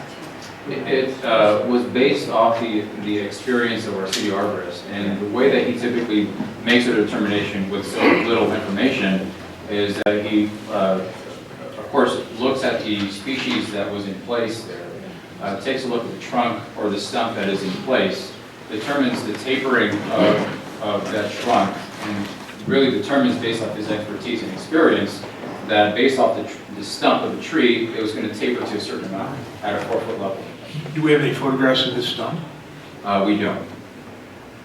The photographs that were presented in the report, one of them has a gentleman smiling in it. What are those supposed to depict? Where the trees were? Where the trees were, yes. And they're not of this they're not the same type of trees that are existing in the background. Not from what I recall, I was out there when the trees were being removed. I noticed that the trees that were laying on the driveway, that they were quite substantial in size. Thank you. Vice Mayor, you? Yeah, a couple of similar questions. Was the homeowner aware that they were supposed to get a permit? I would leave that up to the applicant. My recollection is she was not aware that it was required. And then to Councilman Wong's question with the contractor, what steps do we do to certify or verify that contractors working in town are aware of what ordinances are involved in their craft? Well, as I mentioned, what we've done recently last year, at least after February when the ordinance took effect, was sending out a mailer to all our, not only state, but also cities licensed contractors related to tree trimming to inform them of these provisions. And so we were obviously hoping with that process that we were going to educate them as to the new ordinance that was in place. Have we been more aggressive that when someone comes to get a license in the city that they need to read and sign the document that states that they're aware of what the rules are? We have not done that in the past, but it's certainly a great idea for education. Yeah, 'cause it just feels like, you know, we have half checked half the boxes. And with the ordinance, is there any difference in removing a dead tree or a diseased tree versus an alive tree? There is, according to the ordinance, if they would have come to the city to request the application for removal of these trees, identifying that they were dead trees, we would have waived the administrative fees. Okay. And then again, there's no way really to verify how large the trees were. And these photographs are not of the similar trees in the area. Those are just a nice picture of the backyard. Right. Okay. Which is, you know, I think a little deceiving or misleading when I was looking at the report. We, as I mentioned, both our city arborist and myself were out there at the time, and we both saw that the trees that were on the driveway were of substantial size. And did the homeowner replace those 3 trees with similar trees? I'm not aware of that at this point. I would like a few questions. Director Cervantes, was the ordinance, the new tree ordinance, requiring the tree fines and the new measurements and the need for a permit posted in public places? The ordinance was published in the Tribune. On one occasion or more? I believe it was on one occasion. And is it posted and is it attached to our city council agendas and? Yes, at the time of publication of that ordinance, it is a document that is attached to the agendas. Thank you. And do you know whether the appellant was a resident of the city at the time of the adoption? I believe they were. Thank you. And also, when you sent the mailer to state, city licensed contractors and tree trimming, you did that also in regard to after the adoption of the recent ordinance that requires a permit for all tree removals? Correct. And was that clearly stated on the mailers? Yes. And would this particular contractor, I'm sorry, I don't recall the name off the top of my head, but there is a letter here, California Tree Design, have you confirmed that it was sent to that address? I cannot confirm that it was sent to the address, but they had an active license at the time of the ordinance. Thank you. And also, there was something that was in the report that you didn't mention, and it was had to do with after leaving, seeing the original stumps upon your initial visit to the home location, and seeing them, that you requested to revisit the site to confirm the actual diameter at breast height, and thereafter the stumps were ground out, so you could not measure the stump to determine the DBH? Correct. The initial inspection on March 15th, we did identify that there were the trees that were being removed. We also identified that there were stumps in the ground remaining. The next day that we went out there, a couple days afterwards, the stumps were completely removed. And had you said at the time that you were coming back? Yes. To the homeowner or to the contractor? I believe Ron had, our city arborist had scheduled a meeting with them, With the with the contractor. contractor, the tree, California tree? Right, of course, with permission of the owner to access property. Thank you for clarifying that for me. Thank you. Any further, thank you. Councilmember Wong, Yes, another question? Yes, so according to California tree design, one of the branch was 5 inches and the other 2 were 10 inches. If they were those sizes, how much should the fine be? If one of the trees was 5, yeah, it would be a total of $10,000. Because the 5-inch diameter would not count. Right, because the threshold is 6 inches for an established tree, and the other 2 being 10 would have been 5 for both. Did you, when you were out there and saw I'm sorry, spoke out of turn. No, go ahead. Did you see that the trees were lying out there, that there was a difference in size? I noticed that, well, a few things that I observed. I observed that there wasn't any condition of those trees that would tell me that there was a disease or declining of the trees. That's the first thing I looked at. After that, I observed that they were substantial in size. I did not measure the stumps at the time, but they were not, per that image, showing the smaller tree or anything that showed at least 5 inches. None of the wood, just to clarify, 2 things. So what, if I understand, when you say in decline, so the bark or the trunks of the trees that were in the public right-of-way were not, to the arborist's estimation, to be dead wood? Correct.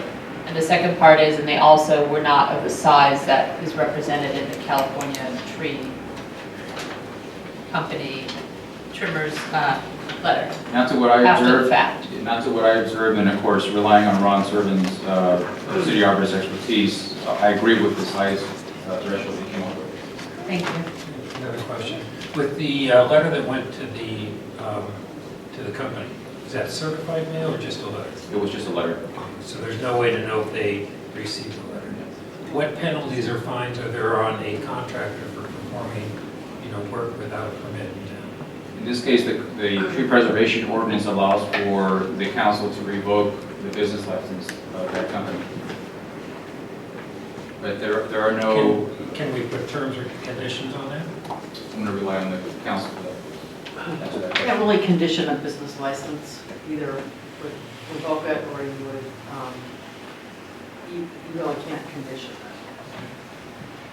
And what does it cost to get a business license to remove trees? In this case, the permit is roughly about $100. I'm sorry, maybe you've answered this. Can you clarify what did the appellant plan to plant 3 more trees or no? I'm not aware whether they have agreed to replacing those trees. There are conditions upon this action to require the replacement of those trees, as identified in the staff report. I will leave that question up to the applicant to ensure that they've agreed to that. Okay, thank you very much. Any further questions? Thank you, Director Cervantes. Next, we have the appellant, if you wish to speak.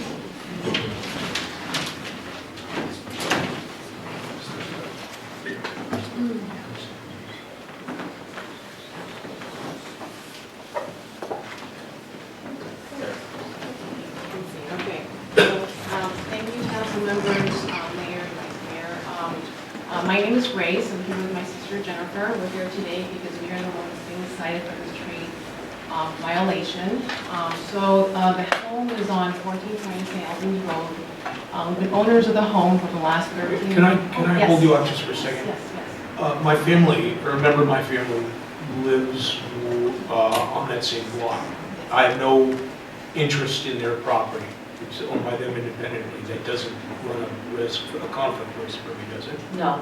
Thank you. Go ahead. I'm sorry. I just wanted It's to... okay. So we've been homeowners for the last 13 plus years. Right now, the primary resident of the home is our mother, Catherine. So most of the correspondence has been to our mother.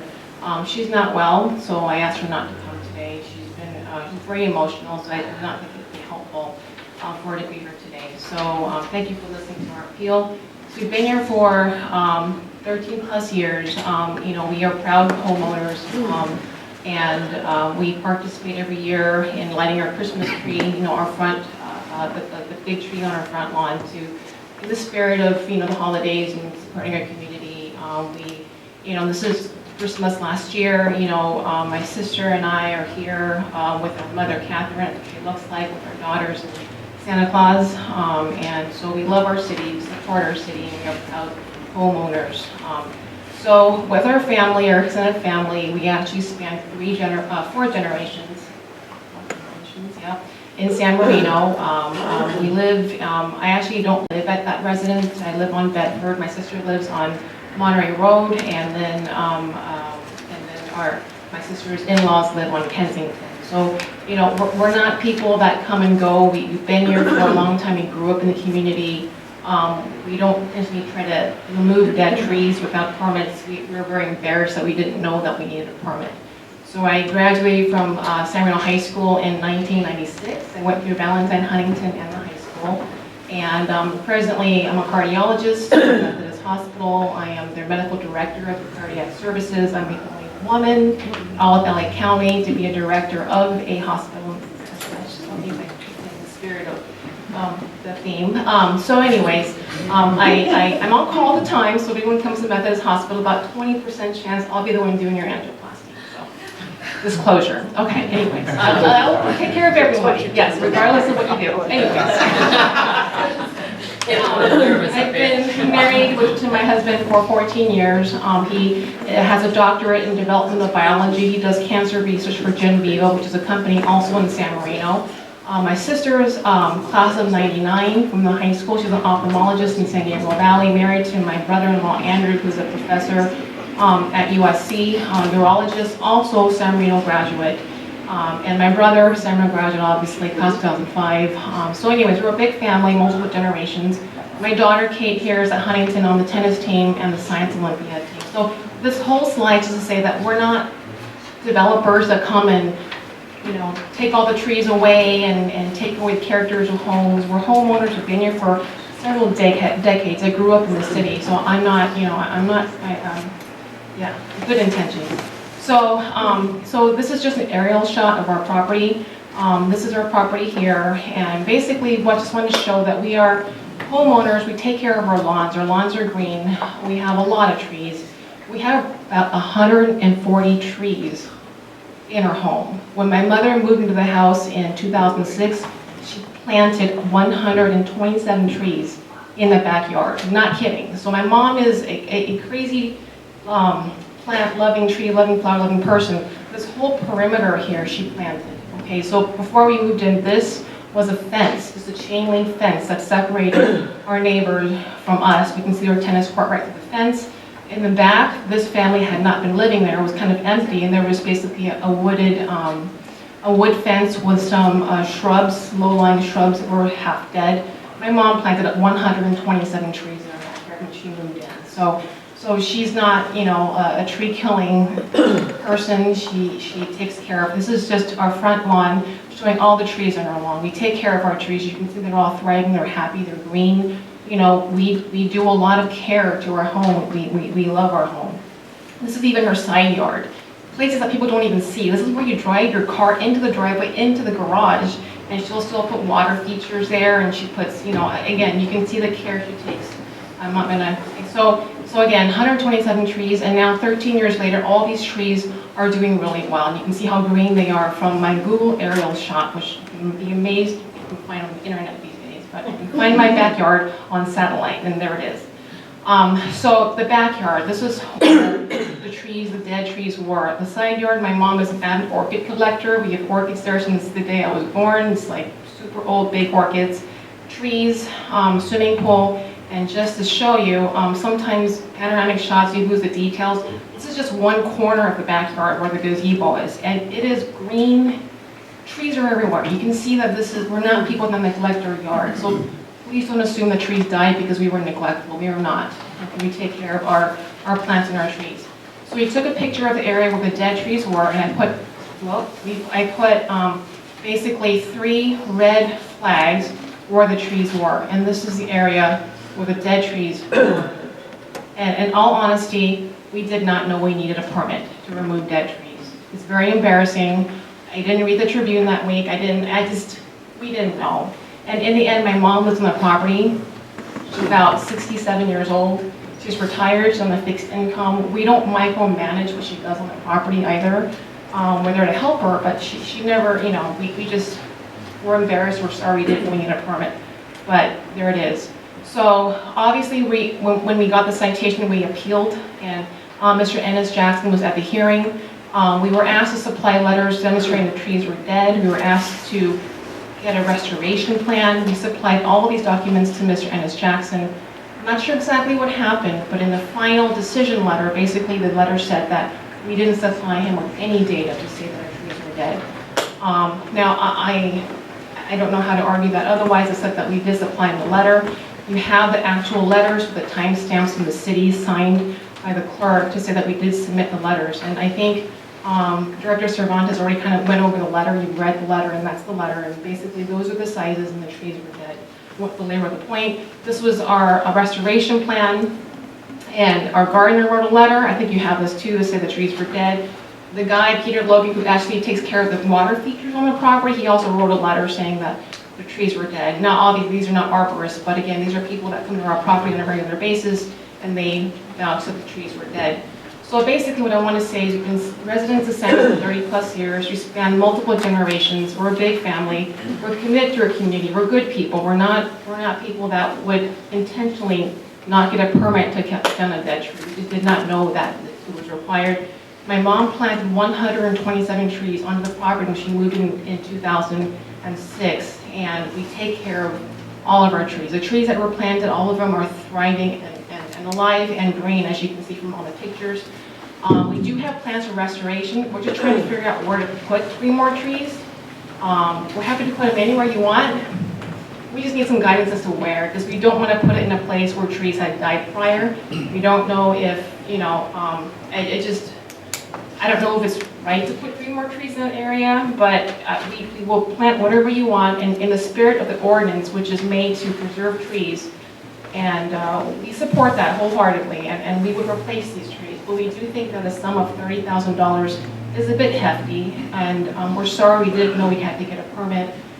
We apologize, we're embarrassed, but we would ask that, you know, we would like to replant the trees, but I leave it to you to decide what else. Thank you for listening. Thank you. Marvin, questions for the appellant? Yeah, I do. Those Can I 3. start with the- Yes, ma'am. Sorry. Councilmember Wong. 127 trees, and she doesn't know that she needs a tree permit. I think the contractors that were there that day, they were there for other reasons. We take care of our trees, we have people come and go, and I think the removal of dead trees was not something that was actually planned, honestly, from what I understand from my mom. It was like, oh, you've got these trees that you should really get rid of.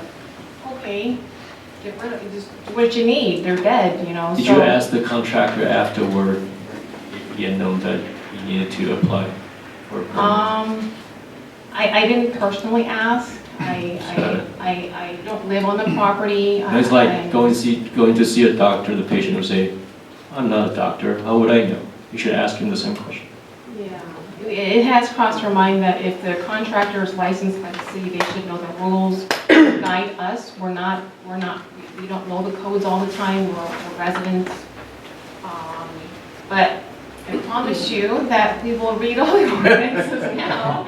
But yeah, no, your point is well taken. I don't think the contractor knew, and I certainly didn't know, my mom didn't know, my sister didn't know, we did not know. And if we knew, we would have done it, but it's just we didn't know, and we were embarrassed and we're sorry that we didn't. Okay, Councilmember Tall. I have no questions. Councilmember Jacobowski. Yes, I'm looking at 2 of the photographs, and one of them has a gentleman standing apparently where the trees were maybe.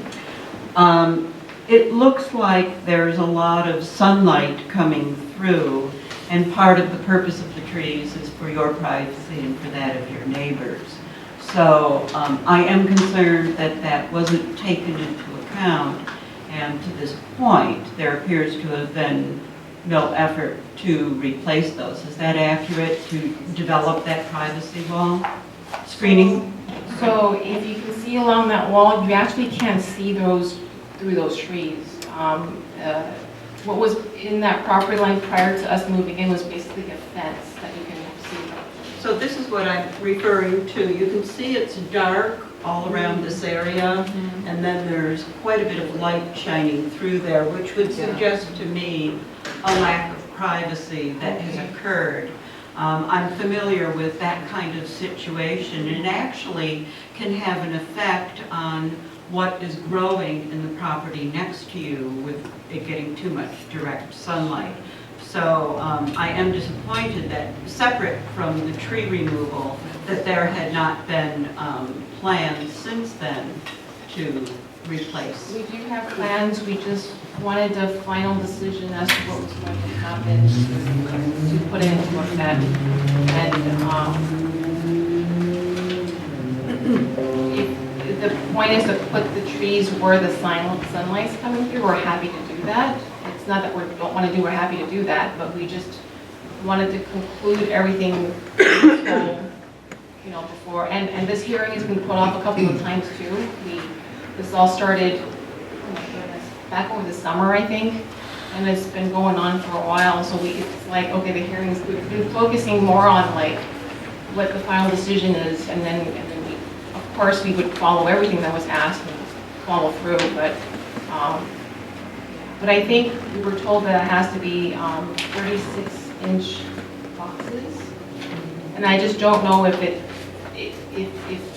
Mr. Cervantes comes and says it fits, we'll do it, whatever you want. We're not opposed to any suggestions you may have. Thank you. Vice Mayor Udi? Thank you. Yeah, a couple questions. Those red signs that the trees were, Correct. So they're actually in front of the line of trees that will go along the fence line. Correct. And I would notice as well the thinness, and I wish I were an arborist. I'm wondering if the thinner trees might not have been shade from the 3 trees that were removed that stopped that foliage. I guess, a question to Director Cervantes, do you think that those 3 or 4 trees against the fence that are not pictured there, but in the packet, do you think given sunlight, they will spread their wings? Well, I really wouldn't recommend replanting in those locations because the question is, in our packet, it shows that there's light foliage on the trees along the fence line you cannot see there. Do you think that foliage would spread its wings as it receives more sunlight? Was it after? No, it can, yes. Was after? No. Okay, so that's how they look today? This is how they look today. So they have been expanding. They have been expanding. And then there's a smaller tree next to the structure, on the left structure. Is that a cottonwood by chance? I'm sorry. I don't know. Yeah, because I don't know either, but what I'm reacting to is that your letter's declaration that the diameter was 5 inches or 10 inches, and that little smaller tree back by the structure, if that's a cottonwood, that helps me understand how big it might have been. Sorry, I just don't know. Any ideas? From this photo, I can't tell. Okay. You pass that photo? Yes.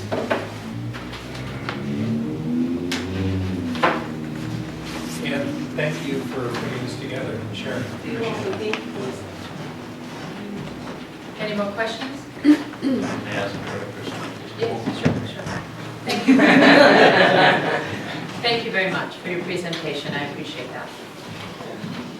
Has anyone from your staff spoken to California Tree Design and asked them why they did not apply for a permit?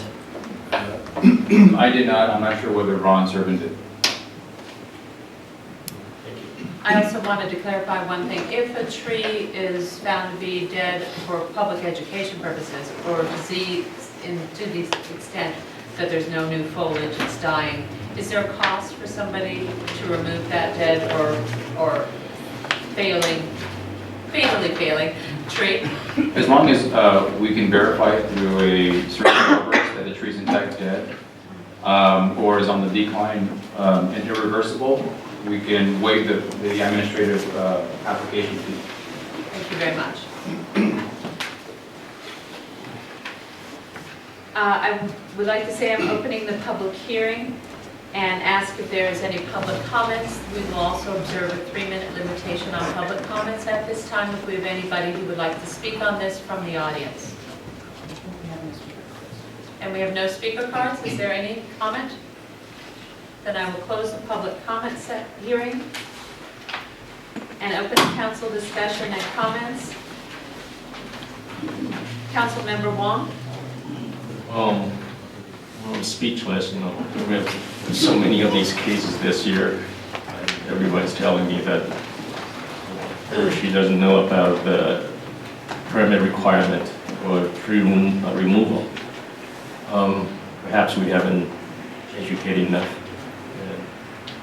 I don't know how we could, you know, maybe we need a signature from every single resident.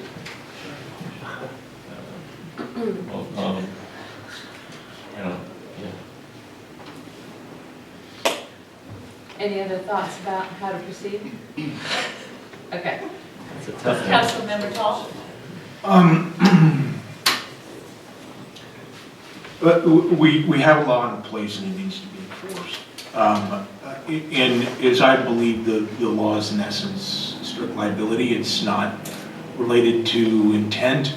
And unfortunately, we're not allowed to, other than what's been suggested before, to go after a contractor who should have known better.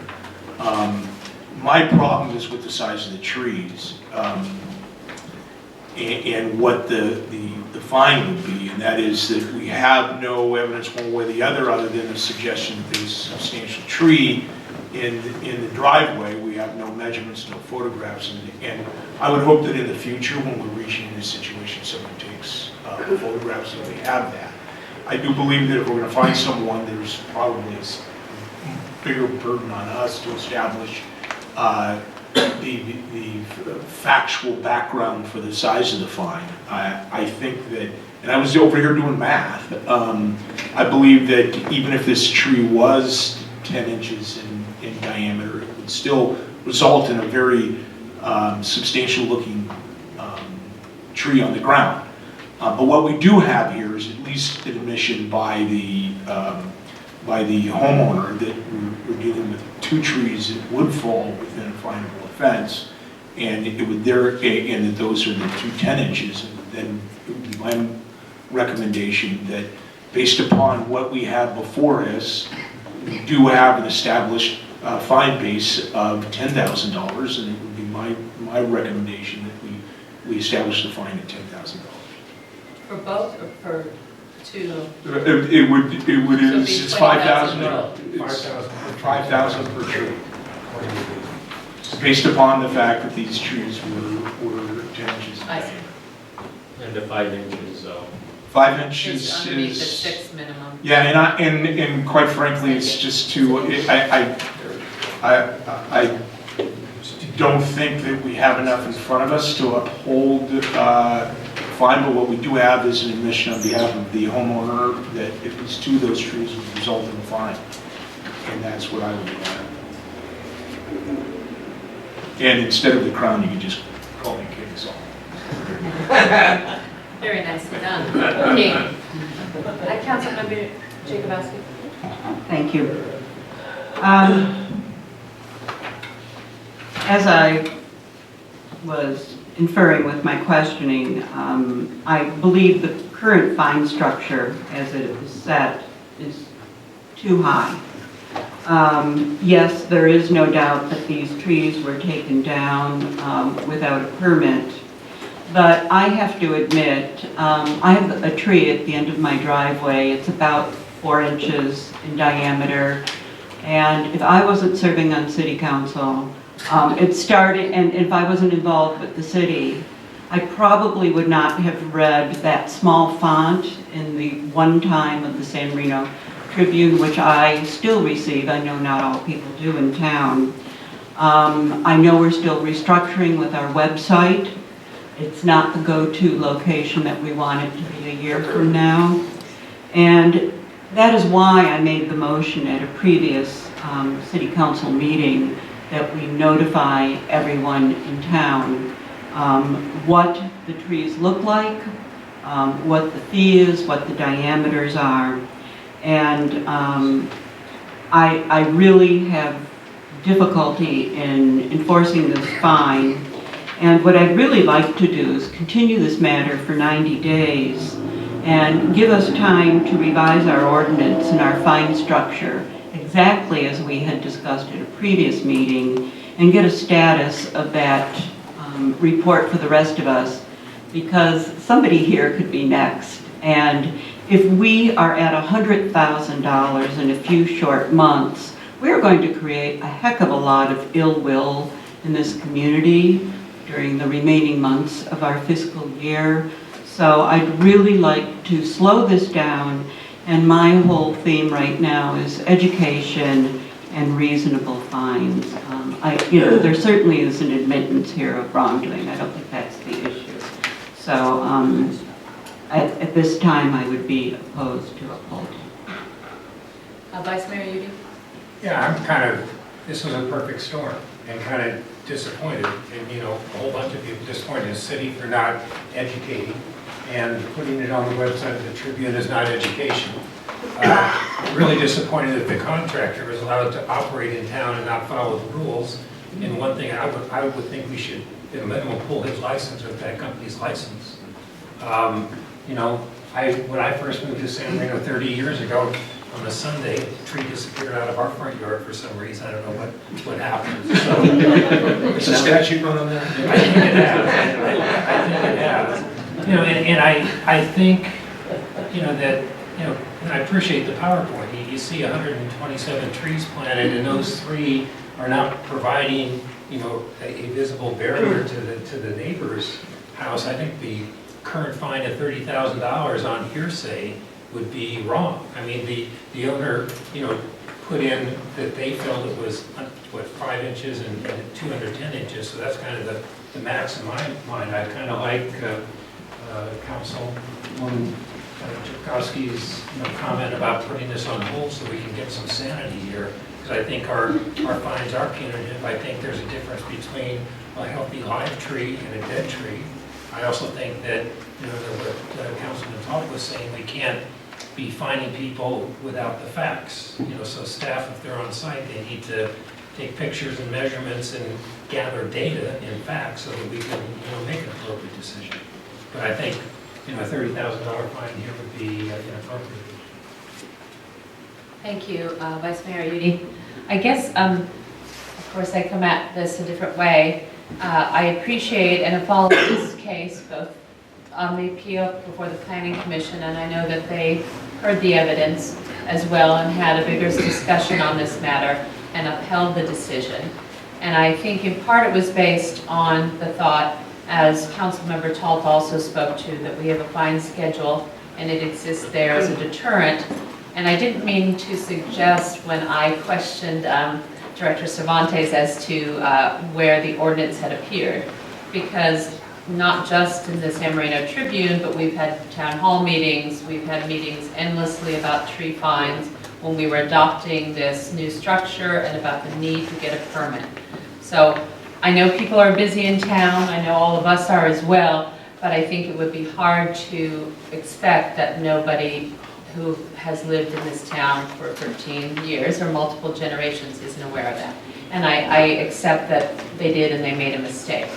To the second point as to the amount of the fine, I agree that that is troubling without evidence. In part, it is unfortunate that the stumps were ground out when staff saw that there was a problem, observed large trees laying in the public right-of-way, and then wanted to come back in order to measure the existing stumps. And then when they made an appointment to measure them, the stumps were conveniently ground out. So to me, that's another problem that I don't think there's an adequate explanation of, and speaks to the size as being in dispute. But I would like to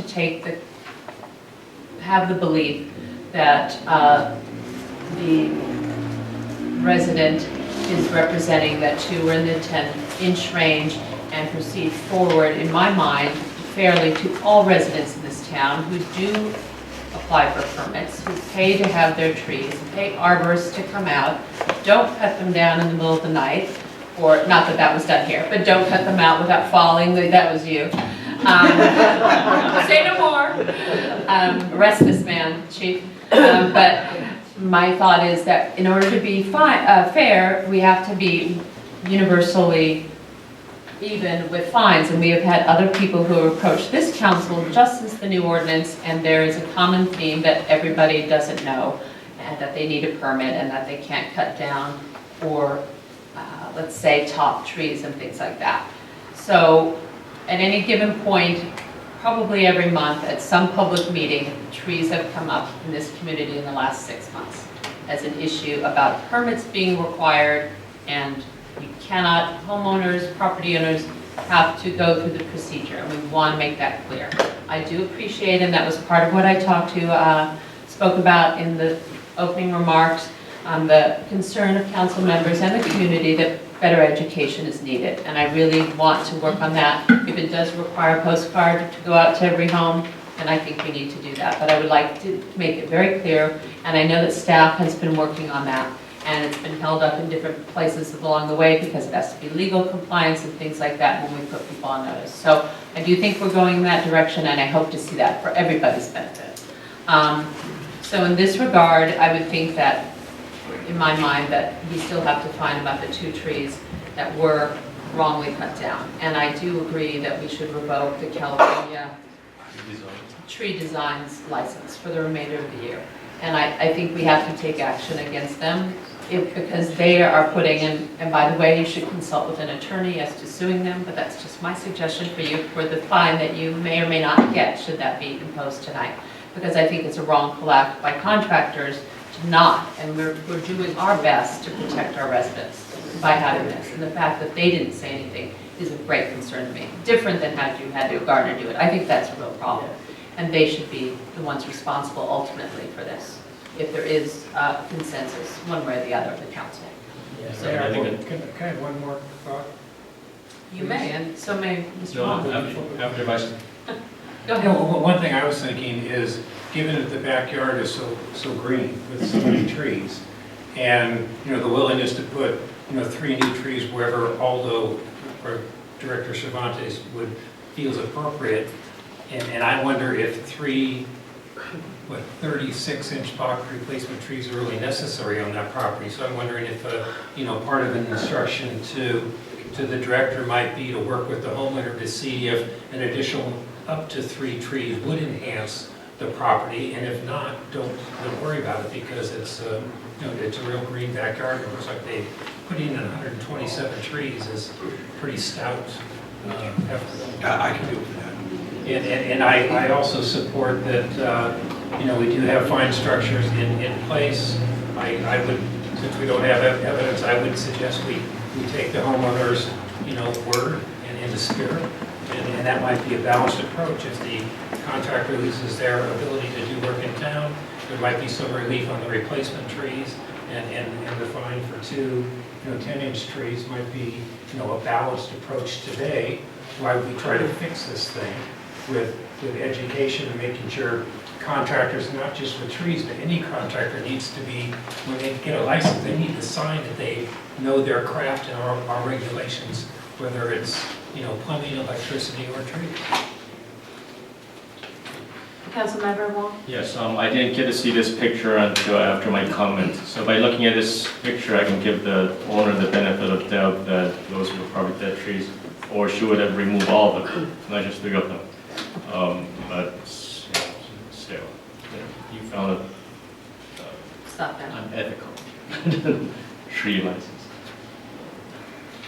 All right, do I have any further comments on any of the remainder? Do I have a motion? Let's see, I'll see if I can craft one because it's not here. I move to amend the fine to $10,000. For this partial language on page 251 of our packet. 251? I'm just, if we No, can I help you. was. No, I know, but we have, Jumped since in. it is a public hearing. we I move to amend and adopt resolution number R1931. Well, no, Can I make a suggestion? yes, if you would, because this, I would suggest, based on, I think where you're going with this is that you're partially granting the appeal based on the evidence in the record, which was the homeowner's admission that 2 of the trees qualify for, as class 1 trees. And we'll bring back a resolution that memorializes your decision, because right now, this resolution is going a completely different direction than what you're. that's the problem that I had originally, is the resolution is drafted with the concept that we're upholding we're denying the appeal, but what I then will lay out that I move that we craft a new resolution that amends the amount of the fine to $10,000 and directs the planning director to meet with the homeowner to discuss the condition of replanting the trees, given the amount of trees that are on the property right now, and that the resolution include a suspension of California Tree Design's permit and license to do business for a period of 6 months. 6 months is my recommendation. Do I have is that the end of your? Yes. Do I have a second on Councilmember Talt's motion? Seeing none? Second. Seeing none? Do we have a modification? You're going to second it? No, second. Okay. Do we need a roll call? Yes. We had discussion. You want? I would like the license revoked for at least a year to help send a signal through the. You can offer a friendly amendment. Councilmember Talt, if we would agree to that. What was, did I say 3 months or 6 months? 6 months is pretty substantial. So, as friendly as you were.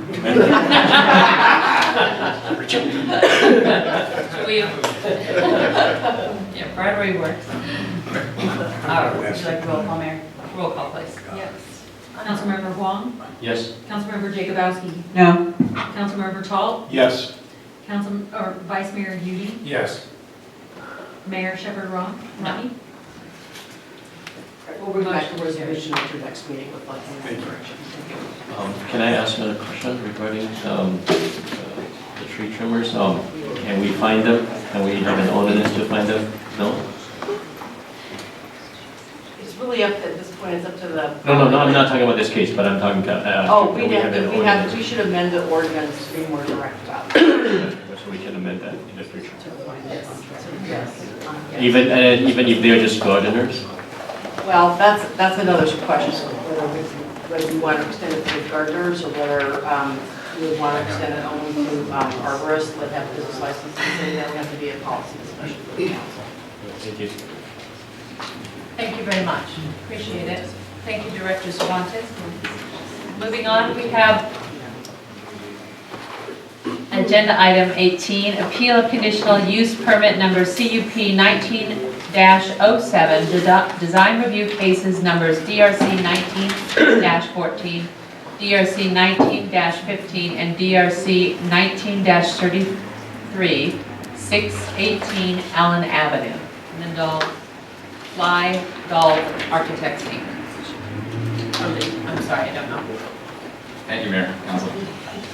The owner of the property for 618 South Allen Avenue is requesting permission to construct a new 2-story house and garage on what is considered a legal residential parcel. The proposal also includes a request to construct a wall in the front and side yard of the property, as well as a request to construct a 3-car garage. At the August 28, 2019 Planning Commission meeting, the Commission approved the project with the exception of the CUP for the circular driveway. The Planning Commission was able to approve the project because the applicant made several changes to the proposal to help reduce the visual mass to certain areas of the house, to reduce the amount of concrete in the front yard to less than 25% of the front yard area, and modify the roof of the garage to reduce the mass and scale. Evidence provided by the applicant also found that the proposed home was smaller as compared to the homes in the legal neighborhood. With this information, the Planning Commission voted 4-1 to approve the project. At this meeting, several of the neighbors expressed concerns about the design of the home, the massive appearance of the house and the garage, the placement of the home on the property, the height of the proposed front entryway, the lack of landscaping or trees in the front yard area and throughout the property, the location of the garage, and the amount of concrete in the front yard area, which also is associated with the circular driveway. On September 12th of this year, a timely appeal was submitted to the city appealing the decision to the Planning Commission. The concerns expressed in the appeal letter are with respect to, again, the lack of landscaping, the amount of concrete in the front yard, the circular driveway, the improper massing and scale of the proposed home, the garage placements along California, the height of the front entryway, and the narrow setbacks of the structures. Staff's independent evaluation project finds that the proposed project is compatible with the neighborhood and can satisfy the required legal findings as stated in the code. The proposed home is designed utilizing a Spanish influence such as the surrounding properties. It is worth noting that several of the homes in the area are of Spanish architecture designed by Wallace Neff. Some great examples of these are located at 645 Allen Avenue, 615 Allen Avenue, and 670 Allen Avenue. The proposed home at 618 Allen Avenue has some very high standards to live up to, especially in this neighborhood. One would argue that those standards may be unattainable because of the historic feel of that street. But the facts of the matter are that the proposed design of the house is incorporating the same characteristics as the homes in the legal neighborhood. This includes the overall design, the use of mission clay tile, the stucco finish found in the house and throughout, the traditional windows, the recessed window elements, and the similar offsetting features as other homes provide. Due to this, staff recommends the City Council uphold the decision of the Planning Commission and approve the project. And I open for questions. Councilmember Tall. Thank you, Mayor. You say it's compatible with the neighborhood, and this is one of the reasons I reached out with respect to the design review guidelines, and that is the legal neighborhood would include all four corners of that block, wouldn't it? Correct. And two of those are one-story homes. Correct. Okay, that's why I have difficulty finding that it's compatible when you have one-story homes on two of the corners, which seems traditional in San Marino. Thank you. Any other questions for Director Soroka? Director Moore. Councilmember Wong. Yeah, I'm looking at analysis of criteria, the side yard. The code is 8 feet and 25 feet on the street, but the provide is 9 feet to the south and 25 feet, and the rear is 30 feet, and the provide is 56. Is was a CUP or? Well, the home itself satisfies all of the required setbacks. The front setback to the proposed home is going to be 60 feet as the code requires. The side yard setback along California is going to be 25 feet, as the code requires. The setback for the home from the south side is going to be 9 feet, again, the minimum standard for the code. The only setback that is greater than the requirement is the rear yard setback of 30 feet. In this case, the applicant is providing a 56-foot setback to the rear. In addition to that, the garage is being set back, again, 25 feet from the California property line. The rear setback to the garage is going to be, I believe, 8 feet to the building. There's going to be a separation of the garage and the home of 16 feet, although the code only requires a minimum of 10 feet. Great, thank you. Councilmember Jacobowski. Thank you. So I think this is, if you can confirm for me, this is an unusual situation in that this is actually the first time this property is having a structure, a home built on it, correct? Correct. So it's a little bit difficult to visualize, and for that reason, I did come in and look at the plans. What year was the adjacent property built? 1965. Really? The one to the, on Allen, to the south of Yes, it? 1965. Only reason I know that is I looked at the historic citywide survey, and on that it showed this property being built in 1965. Sorry, 1925. I will be all sitting here going, wait. All right, that allows me to ask my, no. I thought that house was overnight, not by much.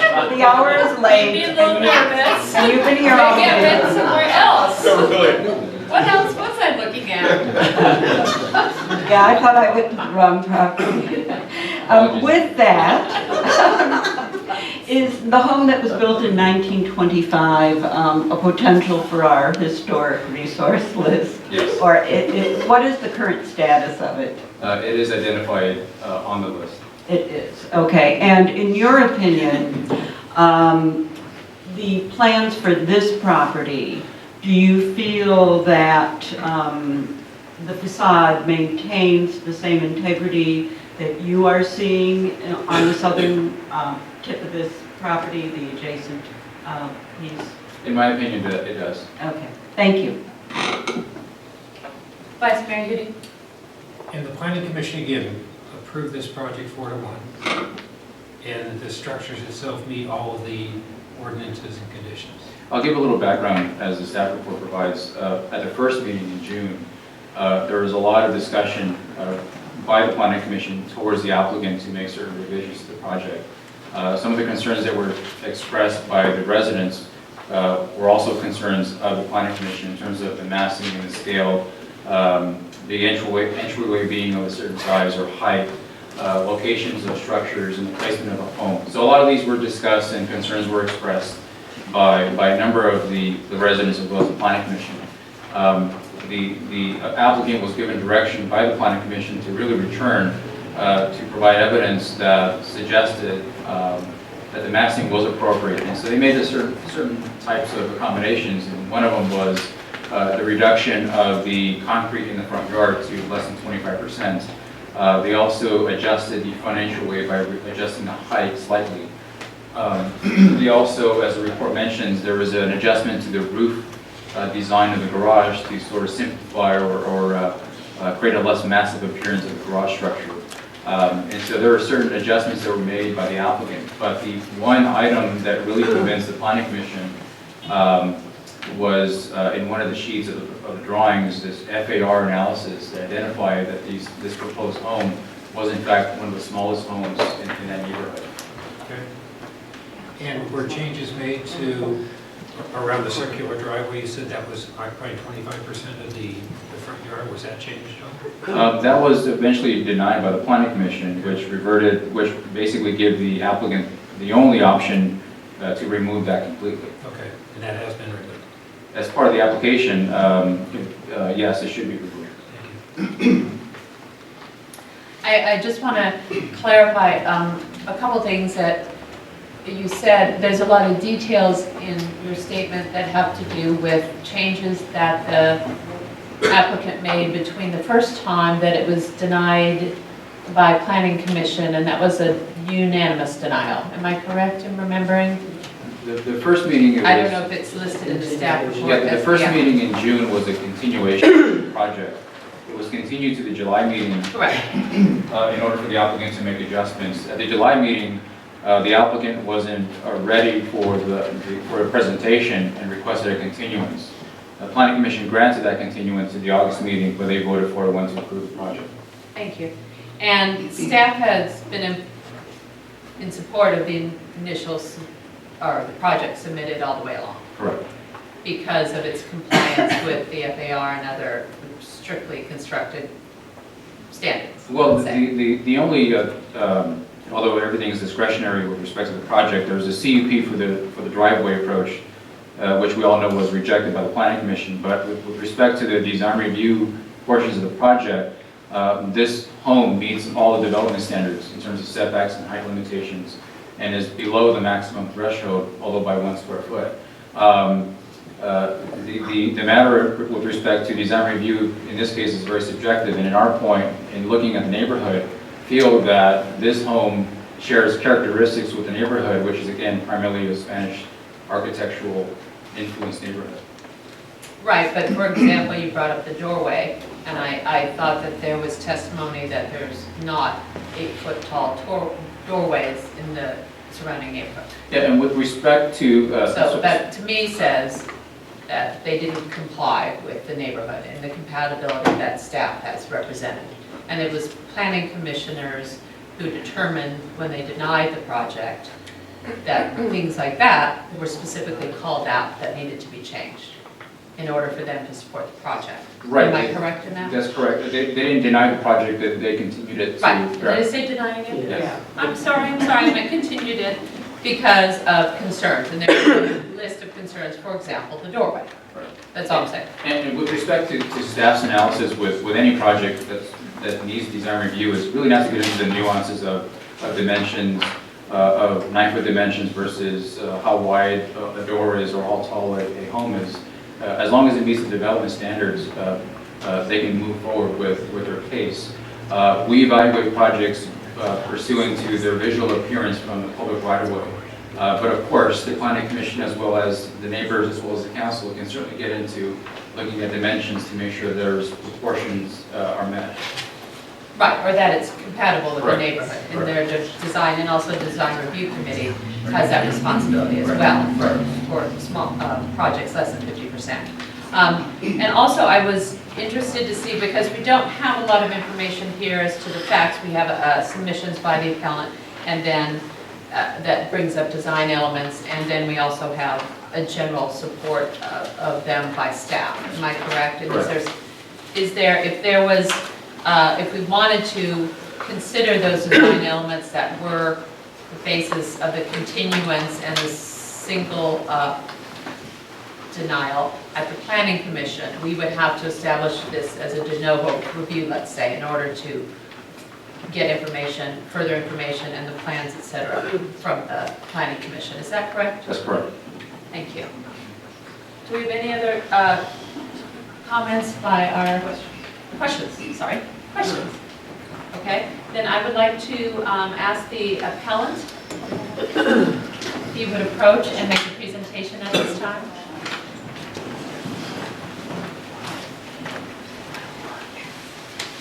Just to be clear, am I under a shot clock here? How long? What's reasonable? Okay, I will be reasonable. You will be reasonable. Thank you. And please cover what you need to, but Thank you. as briefly as you can. Thank you. Mayor, congratulations. Vice Mayor, council members, good evening. My name is Brett Cannon, and I'm the homeowner at 645 South Allen, which is directly across the street and one house to the south of 618 South Allen. I am a 20-year resident of San Marino. I did not attend San Marino High School like the prior appellant. And for the first time in my life, I'm considered an appellant, and accordingly in front of you this evening to represent my interest as well as those of my neighbors who signed a petition. There are 10 of 13 of the relevant neighbors, and that petition is in your possession. The main argument of my appeal this evening, it's not based on an error made by the planning department in applying the planning code. The homeowners made it very clear that their project adheres to all the calculations, albeit by 1 square foot. Yet projects that are entirely code compliant can remain wholly inappropriate.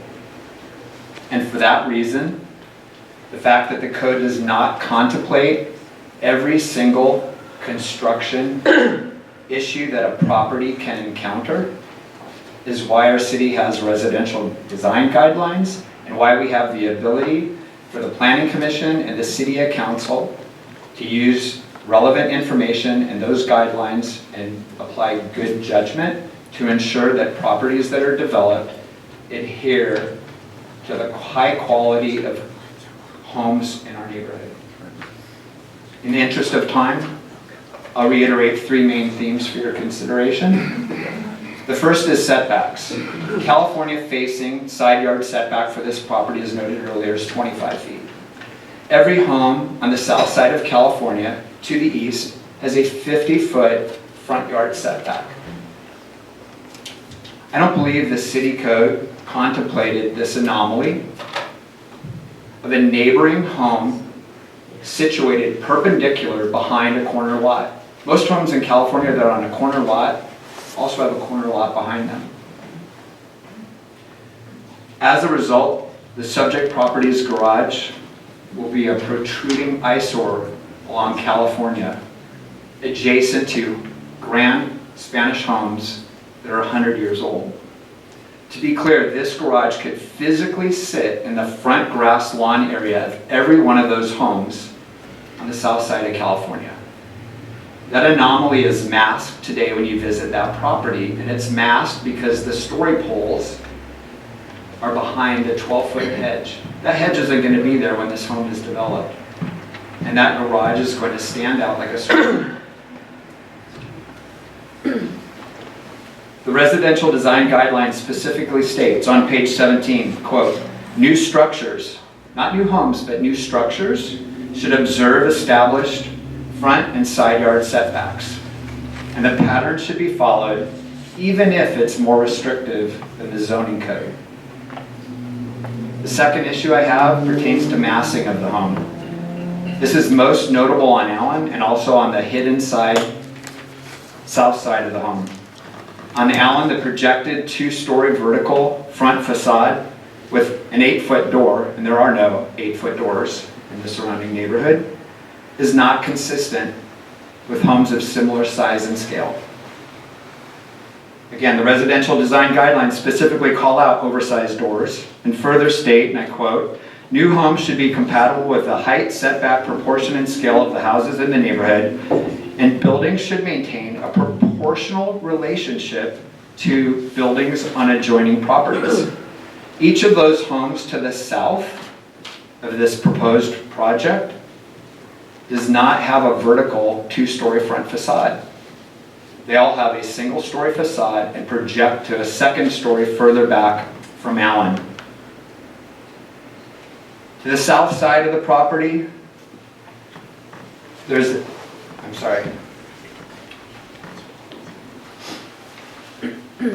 On the south side, which is plan A6, I believe, sheet plan A6, there's a 2nd story overhang with 4 arches. The last arch to the east is supported by a freestanding post. That post is an example of an overall problematic design, where the unsustainable massing of the 2nd story home, or the 2nd story, forced a poor architectural solution, which was to shove a post under the bloated mass and call it a day. This is a poor solution that has no place in good design. The third issue I have is the overall poor architectural design. Each of us chose to move to San Marino for a variety of good reasons. But for my neighbors that live on California, on Allen, on Lombardi, on Orlando, one of the key reasons we chose to live and move in those homes is due to the exceptional quality of the historic Spanish architecture designed by some of the most noteworthy architects of Spanish colonial design in the 20th century. This home does not hold itself to that standard. There's many issues I have with the home relating to ironwork, finished materials, roofing, but the most extreme example can be found in the 2 largest windows on the home. One faces Allen and one faces California. They're called Palladium windows.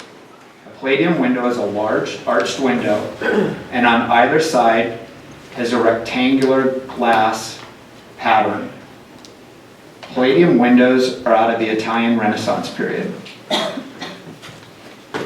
They're traditionally found these days on federal-style homes. You won't find one Spanish home in the area that has a Palladium window on it because it shouldn't be allowed in Spanish architecture.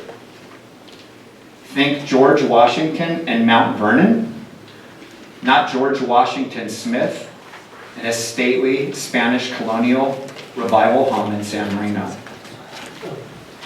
I'll close by asking you to approve our appeal and respect that the city and the neighbors have both an obligation and the right to protect the historic quality and character of one of the most unique neighborhoods in Southern California, and one that is also a gateway to San Marino. And that's a very high bar. Thank you. Thank you very much. Do we have representatives from the applicant here? A person designated to speak tonight? Yeah. We have 3. Well, one and the owner would be fine. Yes, I'm the attorney for the owner, and I know the owner is, there he is going to speak to you.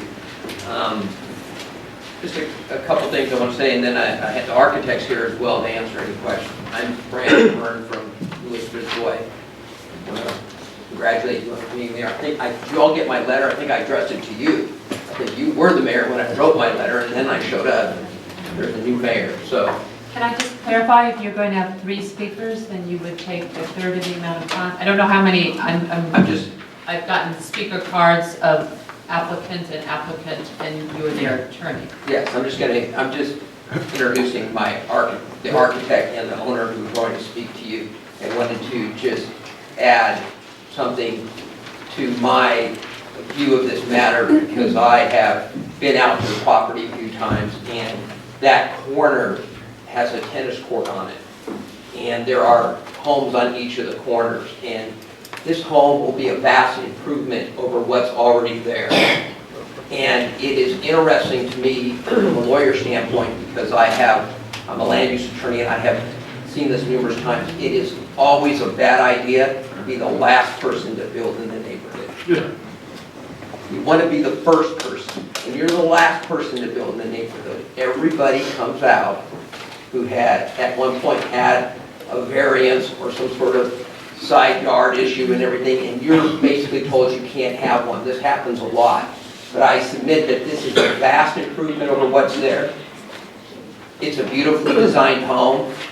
I agree with the Planning Commission. I think you should affirm what the Planning Commission decided. And with that, I'll invite up the owner, who has a few words to say, and then we have our architect. Thank you.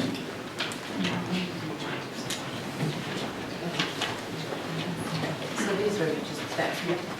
Okay, can I move this back? Yep. Thank you. Good evening, council members, city clerk, neighbors, ladies and gentlemen.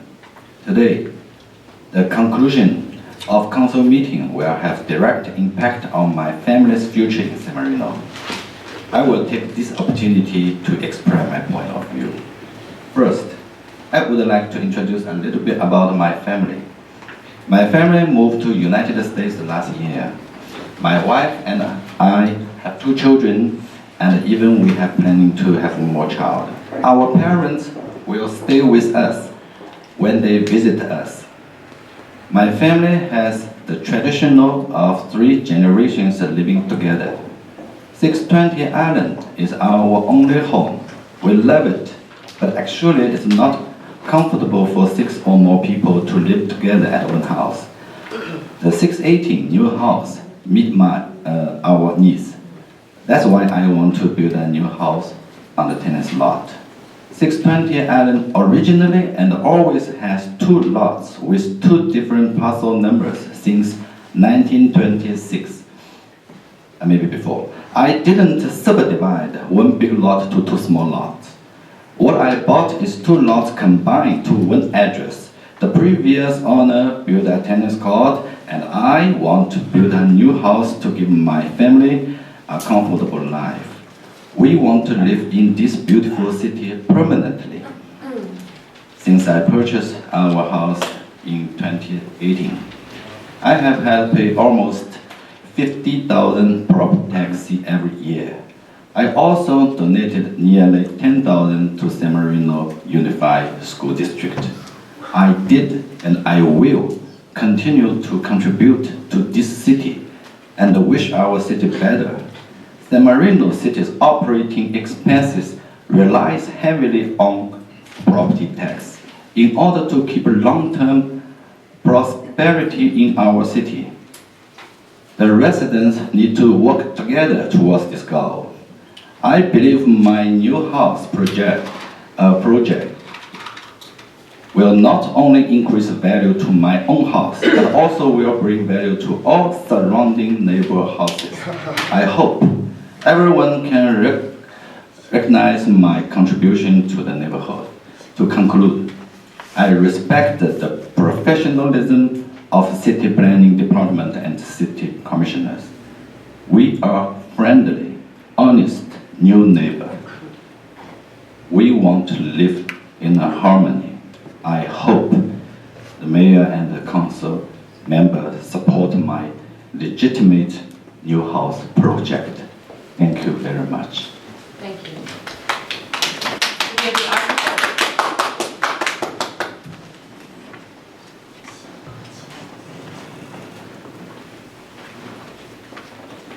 Good evening, I'm Steve Dahl. My name and address is on all of the drawings that you guys got submitted. I hope you also got these colored renderings. I brought copies with us. Our team attorney asked if you did receive his letter. I brought 8 copies. If you didn't get that, dated from December 5th, and we have statements attached to that. It should be in your packet. I'll turn in the copy to the city attorney. That was turned into the city, and I had hoped you got all that. We discussed and rebutted all of the appeal thoughts, so I hate to repeat that, but I wanted to submit that if for some reason you didn't get it. Interestingly, earlier tonight, everyone's talking about whether they went to school here. I went to Stoneman, Huntington, and the high school all the way through. I love this city. I do a lot of work in this city, and I want to continue to do a lot of work in this city. So I met with staff a year and a half ago, even before I decided to take on this project. I wanted to make sure that we could achieve something that would be good not only for our client and the city, but for the neighbors. I'm used to, and I'm so thrilled you guys are bringing up the historic component. I work in many other adjoining cities where we deal with historic structures, historic districts. I myself have worked on many Wallace Neff homes. I worked on the Wallace Neff home directly across the street to the west for the homeowners that are here earlier. So I know Wallace Neff, I know the neighborhood. I care about this neighborhood. Brett Cannon mentioned this is the gateway to San Marino. It is. It's such a key spot, and it's a darn shame to have poisonous oleander bushes around a non-conforming structure of a tennis court that's lit there on the corner. The gateway of San Marino is very busy. California and Allen are horrendously busy, and they have huge hedges around many of the homes, 20 to 40 feet. We can't do that with our home. It doesn't meet code. So the renderings, I think, show you, and I want to stress that the first Planning Commission meeting was continued. There was no denials. There was some thoughts. The main concern was, since the neighbors were there in force, that we get together with the neighbors. So we had an all-out neighborhood party and meeting that was catered on site.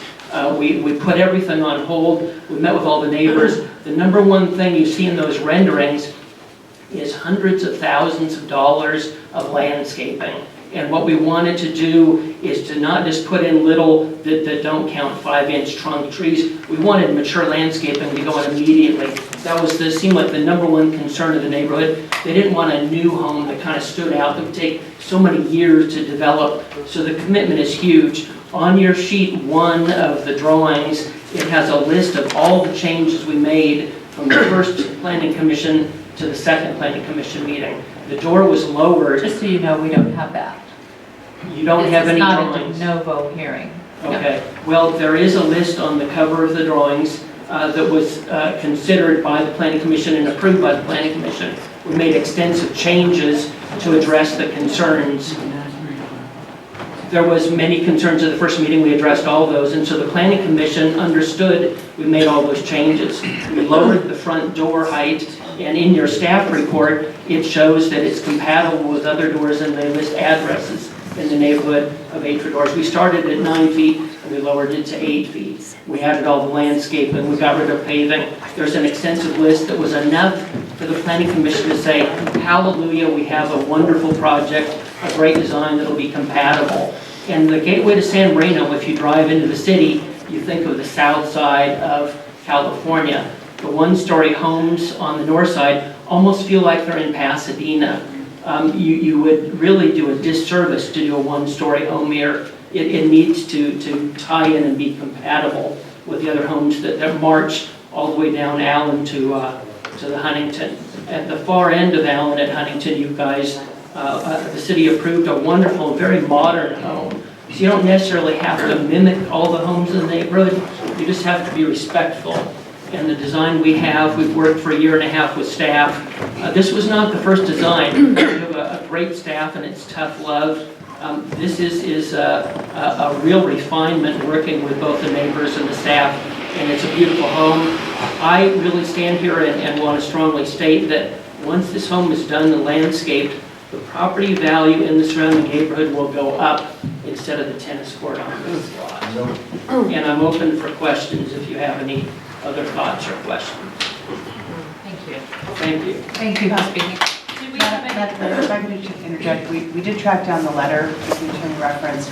It did come into the city clerk on December 5th, and it appears, as we could best tell from the email, that 3 of you would have gotten it. I got it. I got it. And you got it. And In our you would have gotten mailboxes. it. Councilmember Jacobowski's email address was spelled incorrectly, so it would not have gotten to you. And we don't see Vice Mayor Udi's email address either. So we apologize for not being included in your packets. Thank you. So we have someone, all of us now have it. Thank you. Do I have any questions from council for the appellant or the applicant and his, for their representatives? Mayor, Councilmember Vaughn, oh my gosh. I'll wake up tomorrow, I'll get over this. No question right now. Okay. Councilmember Jacobowski? None at this time. Thank you. Councilmember Tall? I have no further questions. Vice Mayor Udi? No questions, thank you. Thank you. Thank you very much for everybody to speak and inform. I am going to open the public hearing on this matter and also announce that we need to stick to the 3-minute overall time limit that we have for public comments in our general portion of our meeting. So if we have any speakers who would like to approach, I see that Jennifer Giles, can you please approach?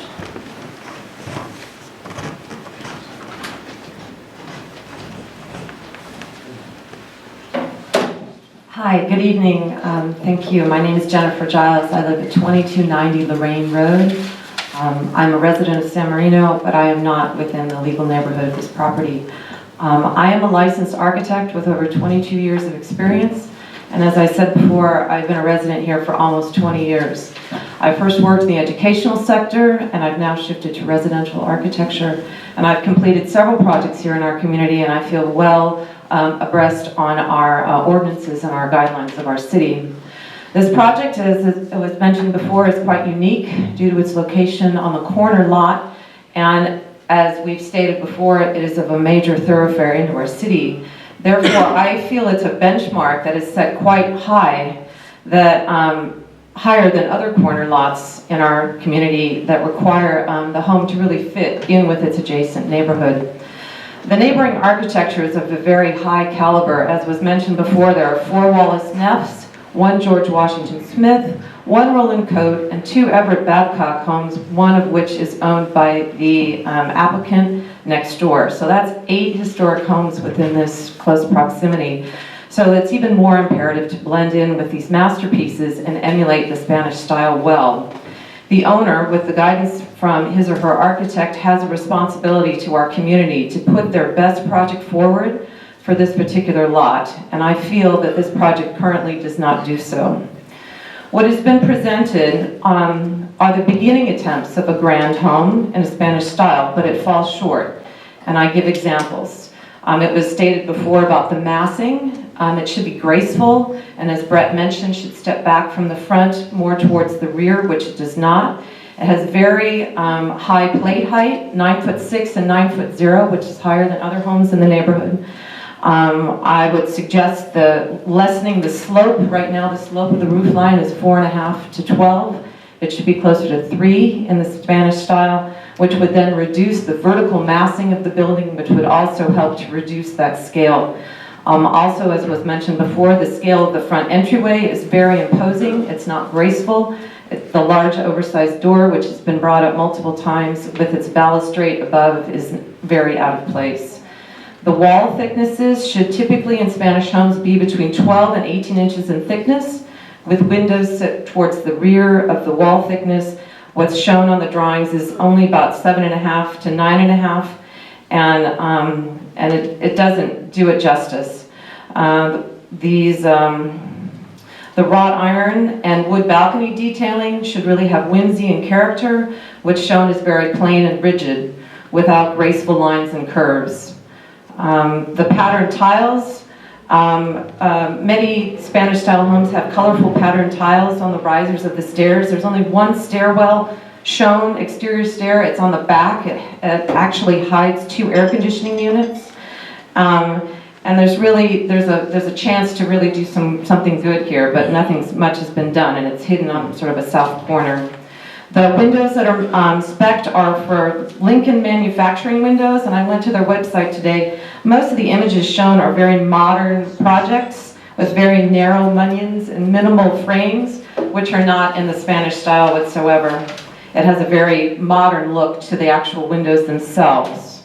The clay roof tile material should be blended and have a lifted so that there's a texture to the roof line. What's shown in these renderings here is a very monochromatic, plain, repetitive, tract house looking roof tile.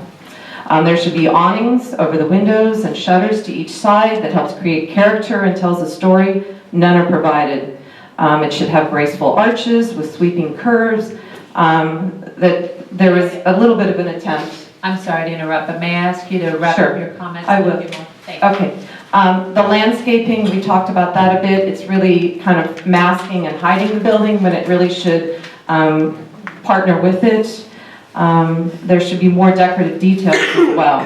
This project was presented and there were statements that the Planning Commission asked for changes, but none of those were really made. They were masked with landscaping and maybe a reduction a little here and there.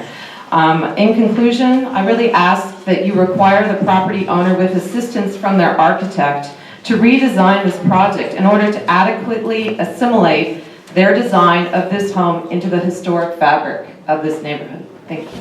Thank you. Do we have any other public comments? Thank you. Can you please approach and fill out a comment card after so we get your name? I did it. You gave it to Aldo, I'm sorry. Oh, thanks. Okay. I did not get it. My fault. Good evening. Congratulations on the city council person victories and chiefs. Thank you for all your support.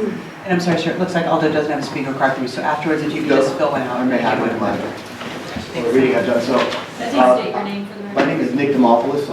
My parents own the property directly adjacent to the proposed development, and will probably be the people most greatly adversely affected by this project. Is that on California? On California, 1858 East California. Thank you. We moved there in 1984, the year that torch went by on California. The Olympic torch, yes. And so I have to bring up something before, because my father's a broker emeritus of the National Association of Realtors, which means he knows how to value property solely. And he and his good friend Bill Podley came up with some numbers of how much damage, economic damage, that would cause us. I don't see how putting a new house between 2 old houses increases value. If you could tell me how they talk to that architecture school. But more importantly, I would like to talk about the way this doesn't affect me. Brett taught me it's not about me, it's about the neighbor. So I had to step back from some selfish arguments that I had and worry about compatibility. And how does it affect my neighbor? First of all, I believe that I had my title reps do a title search, and before 1977, there were 2 lots and 2 APN numbers. But in 1977, the owners filed a declaration of lot combination, which is separate from the original CUP. The declaration of lot combination legally combined the 2 lots into 1 lot.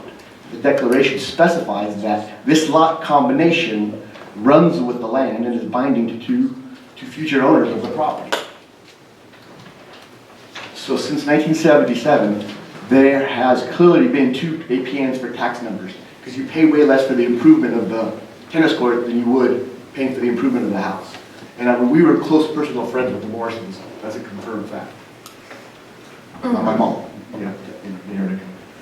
So, in San Marino, you cannot build 2 homes on one lot without some work being done and some exceptions being made, like all the other exceptions you're asking. The biggest exception that I've seen you ask for is the setback. So from Landor Lane, which is one parameter of San Marino, all the way to San Gabriel, this home will be the only non-conforming house on that whole strip. Forget the block. From Landor Lane all the way to San Gabriel, this will be the only house that has a different setback than everybody else on the block. The only one. Also, there's another piece of critical information missing when the Planning Commission heard this. This house was in the midst of being listed in the City of San Marino's historical assessment as a potential historic resource. That's the existing home. When we moved here in 1984, my dad had 3 different histories written. All 3 clearly state that our house easily qualifies for historical significance with the state because of the owners that live there. I don't want to bore you with the details, but there's some pretty impressive people. Like the guy who developed the first hydroelectric plant in the United States. It's pretty good. And the chairman of Southern California Edison, chairman of the Valley Hunt Club, and the chairman of the Tournament of Roses. And he's maybe one of the least credentialed people in our lives. Some of them include the Hoovers. So we are in the midst of applying for that state designation. I believe the home's height were not adequately addressed by Planning Commission. The height of what the applicant is proposing is 26 feet and 8 inches. So that's nearly 27 feet. Now let's compare to the other homes on the block. The existing home this would be built next to reaches a maximum of 23 feet. So they're much higher than our home. The next home on 660 Island is 22 feet. But now this is starting to tower over. So that I don't see where the compatibility is there. But let's take another look at compatibility. So we have a setback. We have a setback non-compatibility. It'll be the only one in all of San Marino that has that exception. Now here's what I learned. It's not that dangerous because it's just one home. But what you've created is a precedent.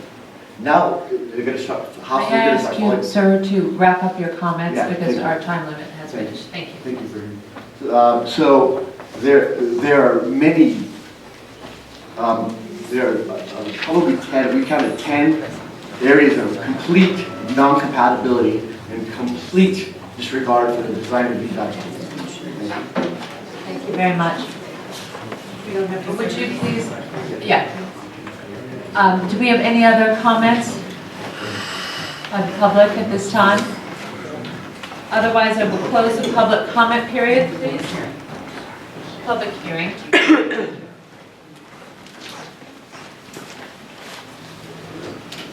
Can I start with council discussions? Councilmember Jacobowski, would you like to begin for us? Thank you, Mayor.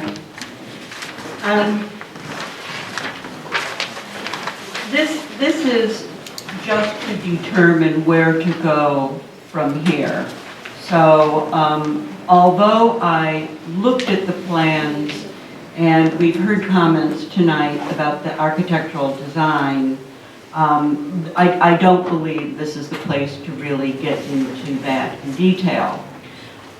This is a very, very significant property for a number of reasons. As we've already said, it's at the entrance to San Marino and the way that people enter to go to the Huntington Library.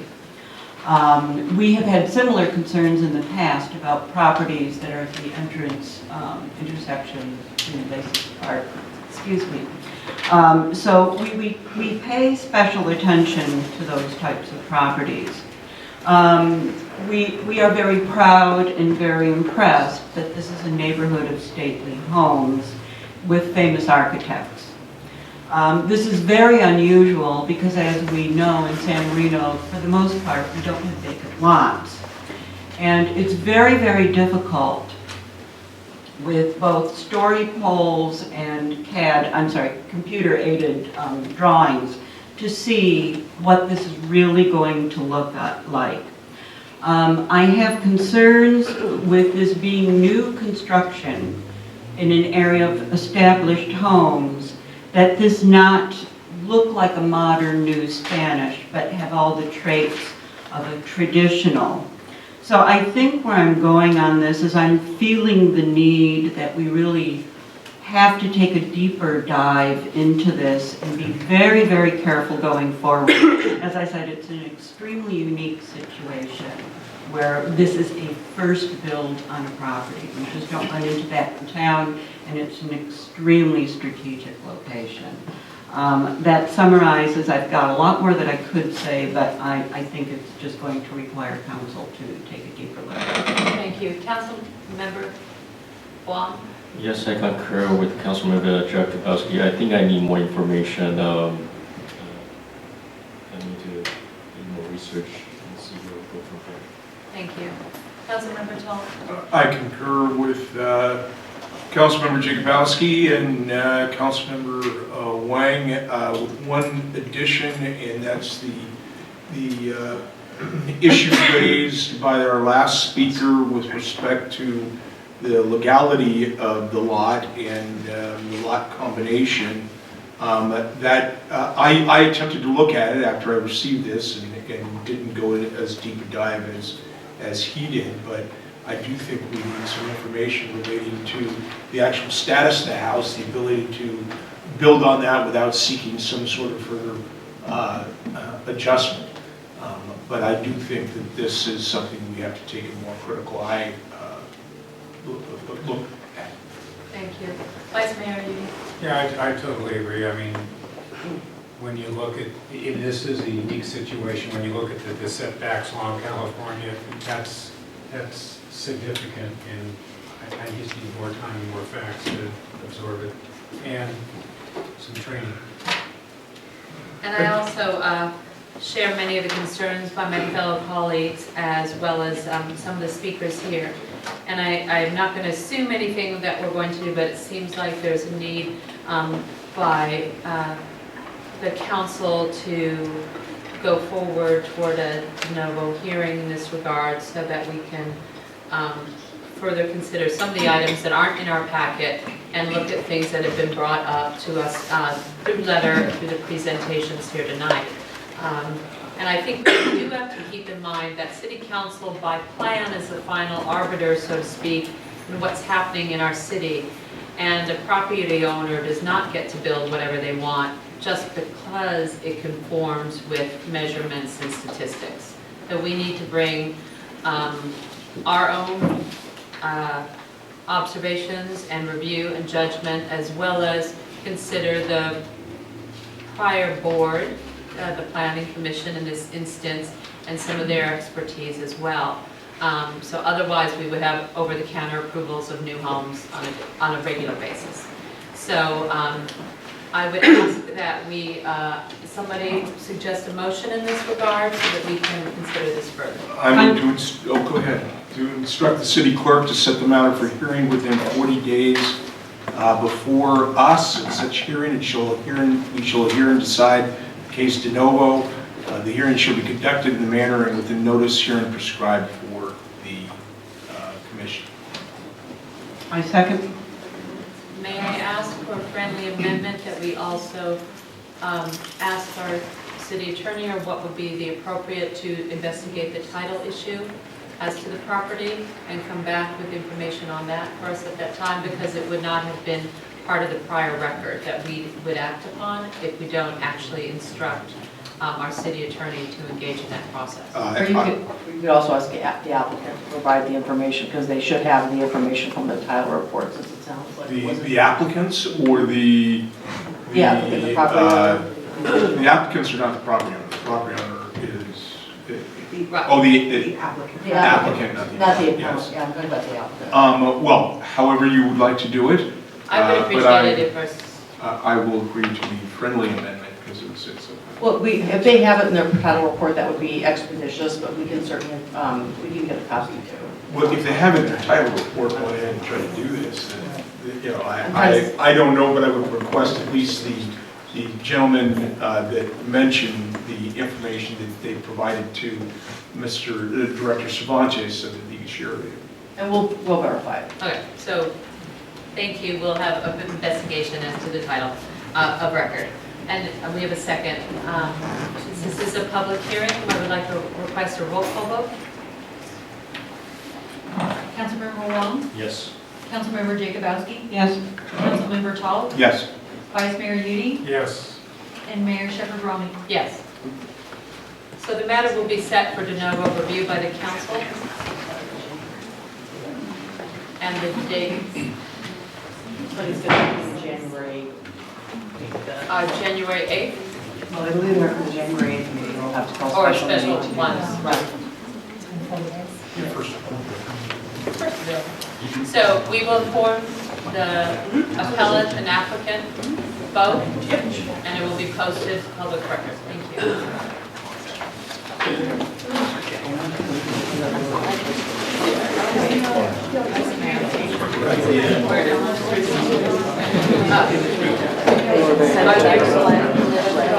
Communication. Okay, the meeting, council meeting is still in session. If you would like to discuss any matters that come before us, please do so outside because we need to continue. Are there any written communications or public writings that have been distributed? Seeing none.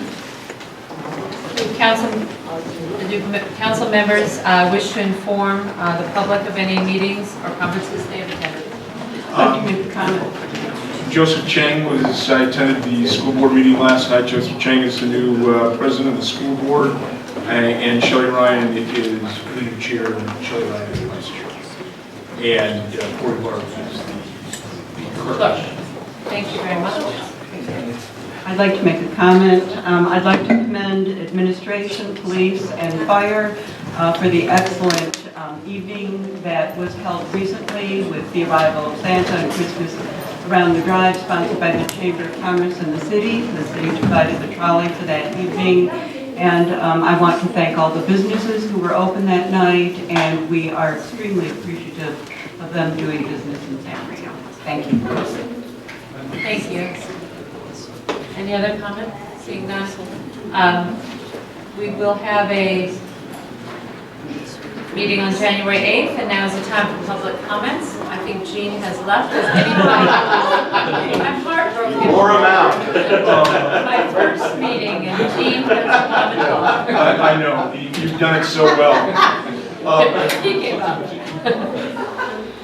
We do have a meeting on the 30th that is closed session.